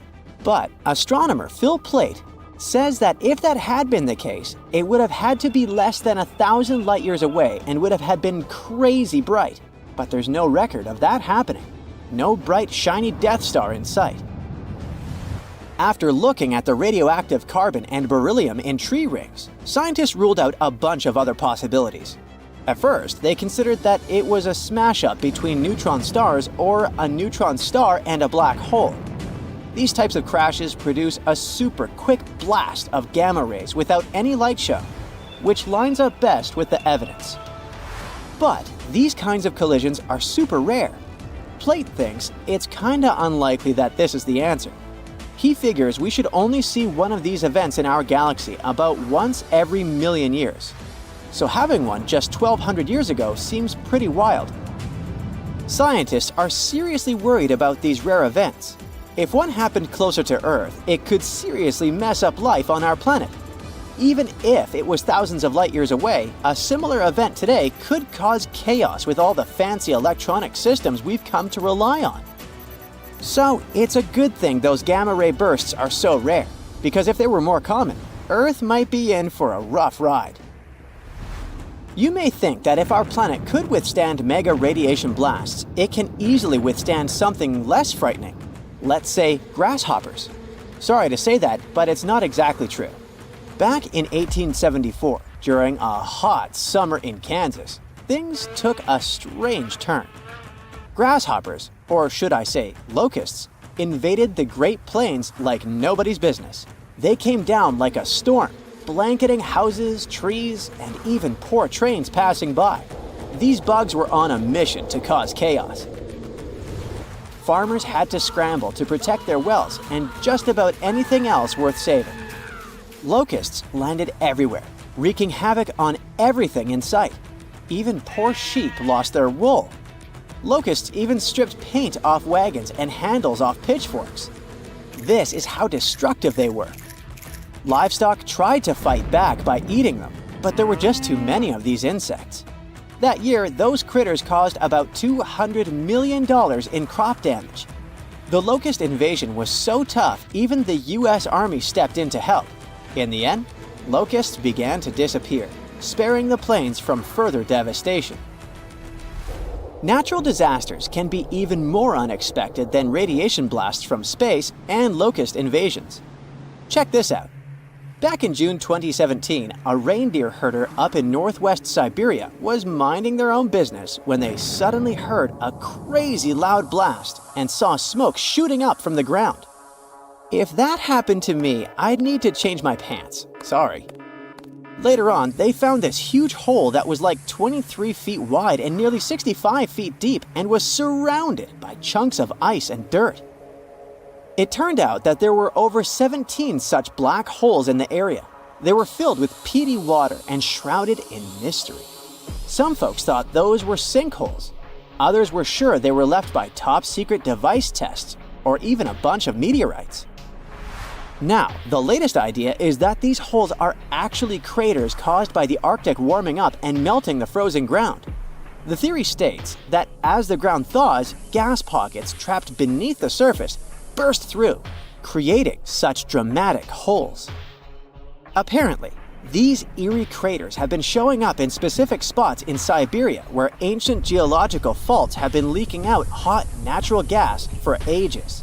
Combine that with some leftover methane from old lake sediments, and you've got a recipe for some explosive surprises as the planet heats up. Not scared yet? Alright, maybe you're afraid of darkness, huh? If so, you wouldn't like it back in 536. It's the year when the world went through a crazy 18-month period of darkness. A mysterious fog covered Europe, the Middle East, and parts of Asia, blocking out the sun and causing chaos. It was like the Dark Ages, but for real. It turns out that the main culprit behind this fog was a volcanic eruption in Iceland. This eruption spread ash across the northern hemisphere, causing temperatures to drop and crops to fail. People were freezing and starving. It was a mess. Historians from back in the day even talked about how weird it was. The sun looked like the moon, summers were freezing cold, and even China had summer snow. It was all because of the volcanic ash blocking out the sun. And to make things even worse, this period of darkness sparked the beginning of the bubonic plague in 541. Talk about a rough time to be alive. Let's go back to Siberia real quick. Back in 1908, way out in the wilds of Siberia, an asteroid dropped for an unexpected visit. Today, we know it as the Tunguska asteroid, but it didn't get its name instantly. Local folks only caught a glimpse of the show. A bright fireball streaking across the sky, followed by a massive boom. Trees went flying, fires blazed, and animals weren't too happy about it either. But since the area was so remote, not many folks took notice. For almost 2 decades, nobody bothered to check out the Tunguska site. People had too much on their plates back then. But then, scientists finally made it out there and found evidence of the asteroid's shenanigans. Later in expeditions, they found some spacey microparticles. Fast forward to now, and NASA has a whole planetary defense thing going on. They even sent a mission to test out asteroid deflecting tech. Because who knows when the next cosmic rock will come knocking on our door, right? In the middle of the 19th century, there was one more epic solar storm called the Carrington Event. It may not sound like a big deal to you, but it had pretty rough consequences. The next day after the storm, Earth was hit with this insane geomagnetic storm that threw telegraphs off the rails and brought auroras to the tropics. And it's the place where they normally never show up. Turns out, all this space weather madness started with weird stuff happening on the sun's surface, like sunspots. From these spots, solar flares and other crazy electromagnetic stuff can pop out and mess with our technology. Massive solar storms like this one can shoot out from the sun at speeds of up to 1,800 miles per second. They can contain billions of tons of solar material, complete with a sassy little magnetic field that loves to mess with Earth's magnetic field when they meet. Now, listen closely. We're getting close to the next solar maximum in 2025, so it's a good time to check out the history of the worst solar storms, like the Carrington Event, and take notice. Imagine if a similar storm hit today. An internet apocalypse, anyone? Businesses would be sent offline and we'd be facing some serious damages. Luckily, these mega solar storms don't happen very often. But hey, space weather is tricky to predict, so who knows when the next one will hit? Floods, tornadoes, tsunamis, hurricanes, yikes. All these natural disasters can get extremely dangerous, but we're kind of familiar with them. But how about a natural disaster that has never happened before, but could occur any moment now? It might be a super eruption. That's what happens when a supervolcano erupts. You might know that Yellowstone Park is located on top of a supervolcano. The last massive eruption there happened about 664,000 years ago, and the one before that, approximately 1.3 million years ago. If we do the math, we'll understand that the next eruption might be due anytime soon. There's no strong evidence that the supervolcano is waking up or preparing for an eruption, but what would it be like if it did happen? Months before the eruption, small-scale earthquakes would become more frequent and more powerful in the area. Not long before the eruption, the growing pressure would push up the ground over the volcano, creating a dome. Narrow cracks would open along the edges of this dome. The magma would then start rising toward the surface, and then the eruption would kick off. A massive column of lava and ash would shoot up into the air to a height of over 16 miles. The volcano would keep pumping ash for days on end. The air in that area would heat up to 570 degrees Fahrenheit. For all living creatures, ash fallout would be one of the most dangerous consequences of the eruption. Buildings and trees would start collapsing under the weight of this dense substance. It would only take a couple of days for a 10-foot layer of ash to cover the territory of about 50 miles around the center of the eruption. After the ash got into the stratosphere, the temperatures all over the world would start to drop. The eruption would also be rich in sulfur, and this element is an effective sun blocker. That's why it would soon get so cold that there would be no summer in the whole world for the next several years. The monsoon seasons would change. It would be hard for animals to find food and clean water. Well now, how about a gamma ray burst? You don't stumble across this kind of radiation in your everyday life. A gamma ray burst occurs when two neutron stars collide. The collapse of a massive star can produce it too. Gamma rays could present a serious danger to Earth. If a gamma ray burst happened close to our home planet, it could rip our ozone layer away. After that, we would be left unprotected from the sun's ultraviolet radiation. Plus, gamma rays could also produce ground ozone. This kind of ozone could seep into the ocean since it's water-soluble, and that would lead to a mass extinction of marine life. plants wouldn't survive this disaster either. Now, come to think of it, giant sinkholes could swallow entire communities. One of such sinkholes opened up in the city of New York. It pulled a parked van into the earth. That happened in the summer of 2022. And it wasn't the only sinkhole to appear in that area. Local inhabitants reported about 4,000 sinkholes all over the city. This kind of problem is also very common in Florida, and it's much more serious than it may sound. Sinkholes open all of a sudden, pulling down everything and everyone that happens to be nearby. Sinkholes appear all over the world, which makes them a global problem. They're totally unpredictable and form without warning. Luckily, experts know what causes them. In some areas, there are vast areas of groundwater. But during droughts, this water dries up. This creates large empty caverns, and after heavy rains, the surface over such a cavern can collapse, creating a sinkhole within minutes. Now, what if we came across a wandering black hole? You might know that a black hole is a region in space where gravity is so powerful that not even light can escape its clutches. Luckily, the nearest one to us is 1,500 light-years away. Nothing to worry about, right? Until you find out about wandering black holes. Now, things get definitely way creepier. If such a black hole entered the solar system, Earth would be doomed. We wouldn't stand a chance against this space monster. In 2012, 13 wandering black holes were spotted not so far away from our planet. But worry not. Not far away, in space terms, means around 1 billion light-years away. So we've got some time left. Plus, the possibility of such a disaster is very, very low. Another natural disaster we haven't experienced yet is a mega flood. It's never happened before, but the changes in climate do make for a risky potential. It could start, let's say, in California. This state experienced some really bad flooding in the past. One of such floods stretched up to 60 miles across and 300 miles long. If a similar disaster happened these days, it would cause $1 trillion worth of damage. It would also uproot millions of people. Now let's talk about a hypercane. Judging from the name, this natural disaster might get extreme. A hypercane is a theoretical hurricane of unsurpassed power.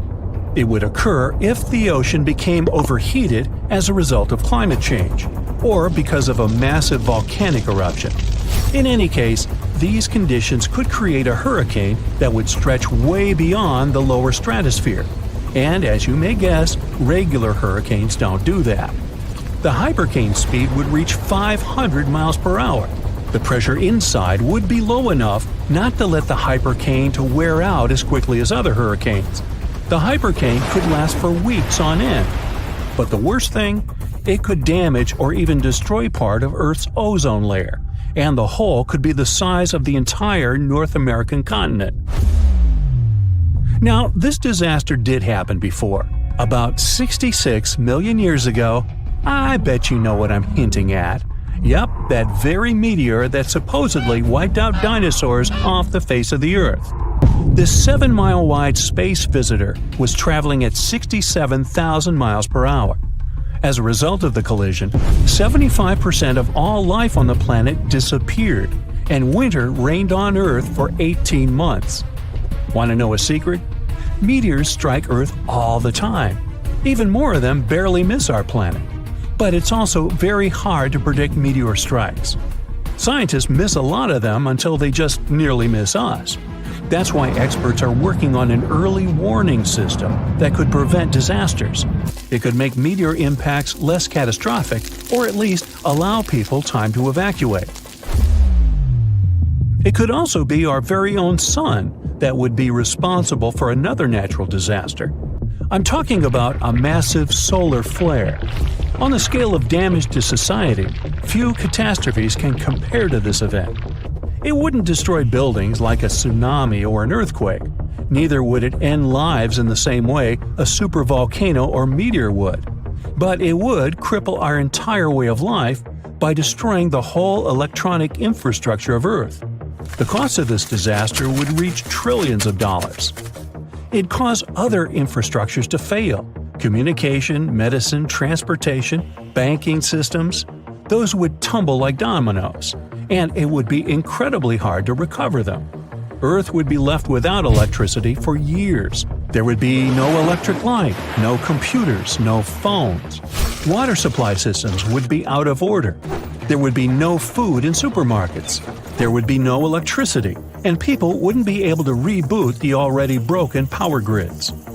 In 1859, people all over the world woke up in the middle of the night.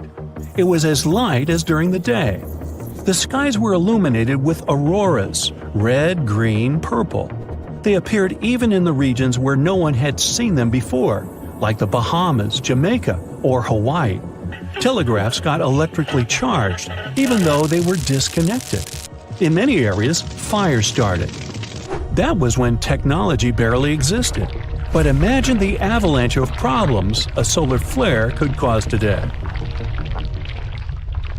Rocks rolling down the slopes of a rumbling volcano, pushing other bigger rocks on their way, and eventually tumbling down into the ocean in a humongous cascade, causing a wave the height of which the world's never seen before. This is what might happen if the Helena slump of the Hawaiian Big Island falls off into the water. The Kilauea volcano is far from dormant. The latest eruption occurred in 2018. Its eruptions are usually accompanied by earthquakes of different magnitudes, and with each quake, the magma rocks on the slopes of the volcano shift down. These rock formations are called slumps, and the Helena slump is the most notorious of them all. In 1868, the shift of this slump caused a tidal wave rising as tall as 60 feet. But what's most troubling is that some 110,000 years ago, a landslide here led to one of the most powerful earthquakes ever, which in turn led to a mega tsunami of over 1,000 feet in height. Scientists are worried that such an event may repeat in the future. If that happens, the wave might engulf the whole of Hawaii and easily reach both North and South American coasts. Geologists are quick to reassure, though, that a landslide like this is unlikely to occur anytime soon. It's just too early for that. But when it finally does, the consequences will be catastrophic. Have a nice day! Yellowstone National Park in the western USA is world famous for its dazzling views, and especially the colorful Grand Prismatic Spring at its very heart. But we should all stay aware that Yellowstone is, first and foremost, an enormous caldera, basically a slumbering supervolcano. The difference between a regular volcano, like Kilauea from earlier, and a supervolcano is that the latter is thousands of times more powerful. Imagine an eruption spewing tons of huge rock and rivers of hot lava, pumping out clouds of ash that make countries stop air travel for weeks. And now multiply all of this by 1,000. This is what a Yellowstone eruption would look like. At first, a huge area in the middle of the national park would shake, crumble, and then blast upwards in a megaton explosion. Lava flows and magma rocks would cover the area of about 40 square miles, roughly half of Washington, D.C. But the greatest danger is the volcanic ash. The ashen plume would rise miles above and get carried by the wind in every direction. Since the eruption would be far from ordinary, the spread and damage would also be much greater than usual. The ash is thick and heavy, so it would cover a vast area in a blanket, destroying crops and even buildings. Worse still, it would spread in the air and block out the sun, leading to a drastic drop in temperature and an artificial winter. Even regular volcanoes can lower temperatures worldwide by a few degrees. A supervolcano may potentially cause a new ice age. Luckily, the chances of Yellowstone supervolcano erupting in the near future, or at all, are extremely low. There have been only 3 of those in the history of Earth, and there's no evidence such a disaster should repeat. Scientists estimate the probability at 0.00014%, which is lower than the chances of an asteroid wiping us all out. Speaking of which, if dinosaurs could talk, and were at least still alive for that matter, they'd tell you that asteroid threat is as real as it gets. Scientists at NASA say they've tracked 90% of all near-Earth asteroids of significant size, and none of them are a matter of any concern. But there are still the other 10% in the great unknown. What's more, asteroids can change their line of flight because of the pull of other celestial bodies and eventually turn our way. Lucky us! Now, if an asteroid big enough, like a mile across, hits the Earth, it will first cause an explosion powerful enough to erase a dozen big cities in a matter of seconds. Then the impact will raise a cloud of dust and debris that will block out the sun, just like the ash cloud from a volcano, and cause a centuries-long winter on the whole planet. But even if it falls into the ocean, which is more likely, a resulting wave will rise several miles high, washing coastal cities off the face of the planet. But at least there won't be a new ice age. Although scientists are pretty sure there's no such threat in the near future, it can't be ruled out completely, and humanity needs at least 5 years to prepare for this event. If a big near-Earth asteroid suddenly changes its course and turns right toward our planet, we won't stand a chance against it. Disaster movie, anyone? A much more probable calamity, though, rests right beneath our feet. It's the San Andreas Fault in California. The fault has been ready for rupture for years now, and scientists estimate that an earthquake along this line is likely to occur in the next 3 decades. And when it happens, it won't be nice. They expect a magnitude of 8.0, which is comparable to some of the most devastating quakes in history. It's all the more dangerous since California is home to some of the most populated cities in the western U.S., including Los Angeles and San Francisco. High-rise buildings are common there, and they're particularly vulnerable against underground shakes. The San Andreas earthquake might cause a whole lot of damage both to cities and countryside. In the worst-case scenario, the ground might break apart, destroying buildings, farms, and changing the landscape altogether. Still, scientists believe that the probability of such a quake is only 7% for the next 30 years. So, there's a rather big chance, 93%, that we'll never see that in our lifetime. Yet, there's another earthquake hazard not so far away from the previous one: the megathrust in Chile. The country sits right above the subduction zone, an area where 2 tectonic plates meet and go one beneath the other. At the place of their meeting, stress has accumulated because of their continuous movement, and once that strain is too much, a major earthquake occurs. Chile has experienced a lot of quakes in the recent years, and scientists are worried those might be preparing the area for a really big one. They believe a great earthquake is due to happen before the end of the century, and it might be devastating to the coastal area. Even smaller quakes caused tsunamis that flooded the west coast, and a huge one like that is likely to raise a wave of incredible height. On the bright side, Chile now knows to prepare in advance for the coming natural disasters, and geologists are pretty sure people will be able to evacuate before the earthquake strikes. In September of 1859, astronomer Richard Carrington was looking at the sun and suddenly saw a bright flare on its surface. He made a note of it in his records, but only realized how important it was a couple of days later. The energy from that flare reached Earth and struck it directly, causing northern lights to appear above Cuba and burning telegraph lines all around the world. This was dubbed the Carrington event, and it was a solar storm. Such storms hit the Earth fairly often, but none of them were so powerful as the Carrington event, neither before nor after. But in 2012, astronomers registered a similar solar flare whose energy nearly hit our planet once again. If it had been just a week earlier, we'd have been in big trouble. Today, humanity relies on electricity in almost every aspect of life, and a powerful solar storm would mess with the electromagnetic field of Earth a lot. All electric appliances would either shut down or short-circuit, and huge transformers powering basically everything would go out of order for good. It would take years to repair them, and the cost of such a massive blackout would count in trillions of dollars. The worst of it is that science is almost unable to predict solar storms, and even if we could know about them in advance, we'd be powerless to stop them.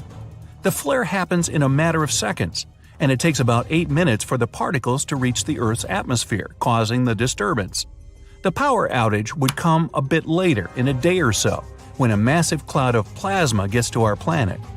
At the moment, there's no protection against solar flares, and the chances of one powerful enough to cut all of our electricity in the next few years are quite high, about 12%. The only good thing about all this is that we now know of such a possibility and can at least prepare in advance. Hey, don't forget to pack some underwear and socks. You'll always need those.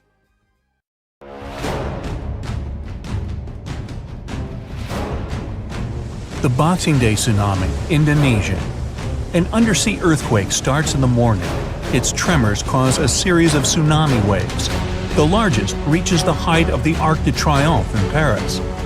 Unzen volcano mega tsunami. A powerful volcanic eruption triggers a landslide from a 4,000-year-old lava dome. It sweeps through the city of Shimabara and reaches the sea, setting off a mega tsunami. The Vajont Dam mega tsunami, Italy. A landslide drags 9 billion cubic feet of forest, soil, and rock into the lake. A dark wall of water covers the sky over a tiny village at the bottom of the Vajont Dam.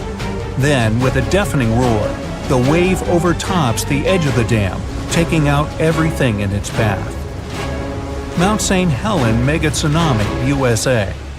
As the volcano erupts, the upper 1,500 feet of Mount St. Helens collapses into a massive landslide.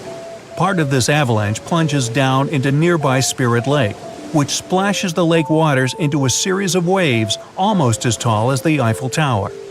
Alaska's Lituya Bay tsunami. A landslide caused by an earthquake creates a mega wave. It surges over the headland and washes away trees, plants, and soil down to bedrock. Molokai, Hawaii. A third of the East Molokai volcano caves in and collapses into the Pacific Ocean. This causes a tsunami the size of the second tallest building in the world, Shanghai Tower. The waves reach Mexico and California. The Yucatan asteroid tsunami. The asteroid, which is rumored to have wiped out dinosaurs, strikes the Yucatan Peninsula. It creates a mega tsunami, the largest in Earth's history. The first wave's almost twice bigger than the world's tallest building, the Burj Khalifa. Hurricane Mitch. Mitch forms in the western Caribbean Sea. Soon it strengthens to become the 8th most powerful Atlantic hurricane ever. The storm pours 4 inches of rain per hour for 2 days in Honduras. It causes terrible mudslides and floods. Hurricane Allen. Rare and extremely powerful, the storm is one of the few to reach Category 5, the highest possible. It causes more than $2 billion in damage. The Great Hurricane. After tearing down Barbados, the storm moves on. It strips the bark off the trees growing on Martinique and St. Lucia and travels further. This horrific natural disaster lasts for 6 days. Hurricane Dorian. It's the most powerful tropical cyclone to hit the Bahamas. The hurricane flattens most of the structures on the islands and sweeps them into the sea. Hurricane Wilma. The storm occurs in the Caribbean Sea near Jamaica and heads to the west.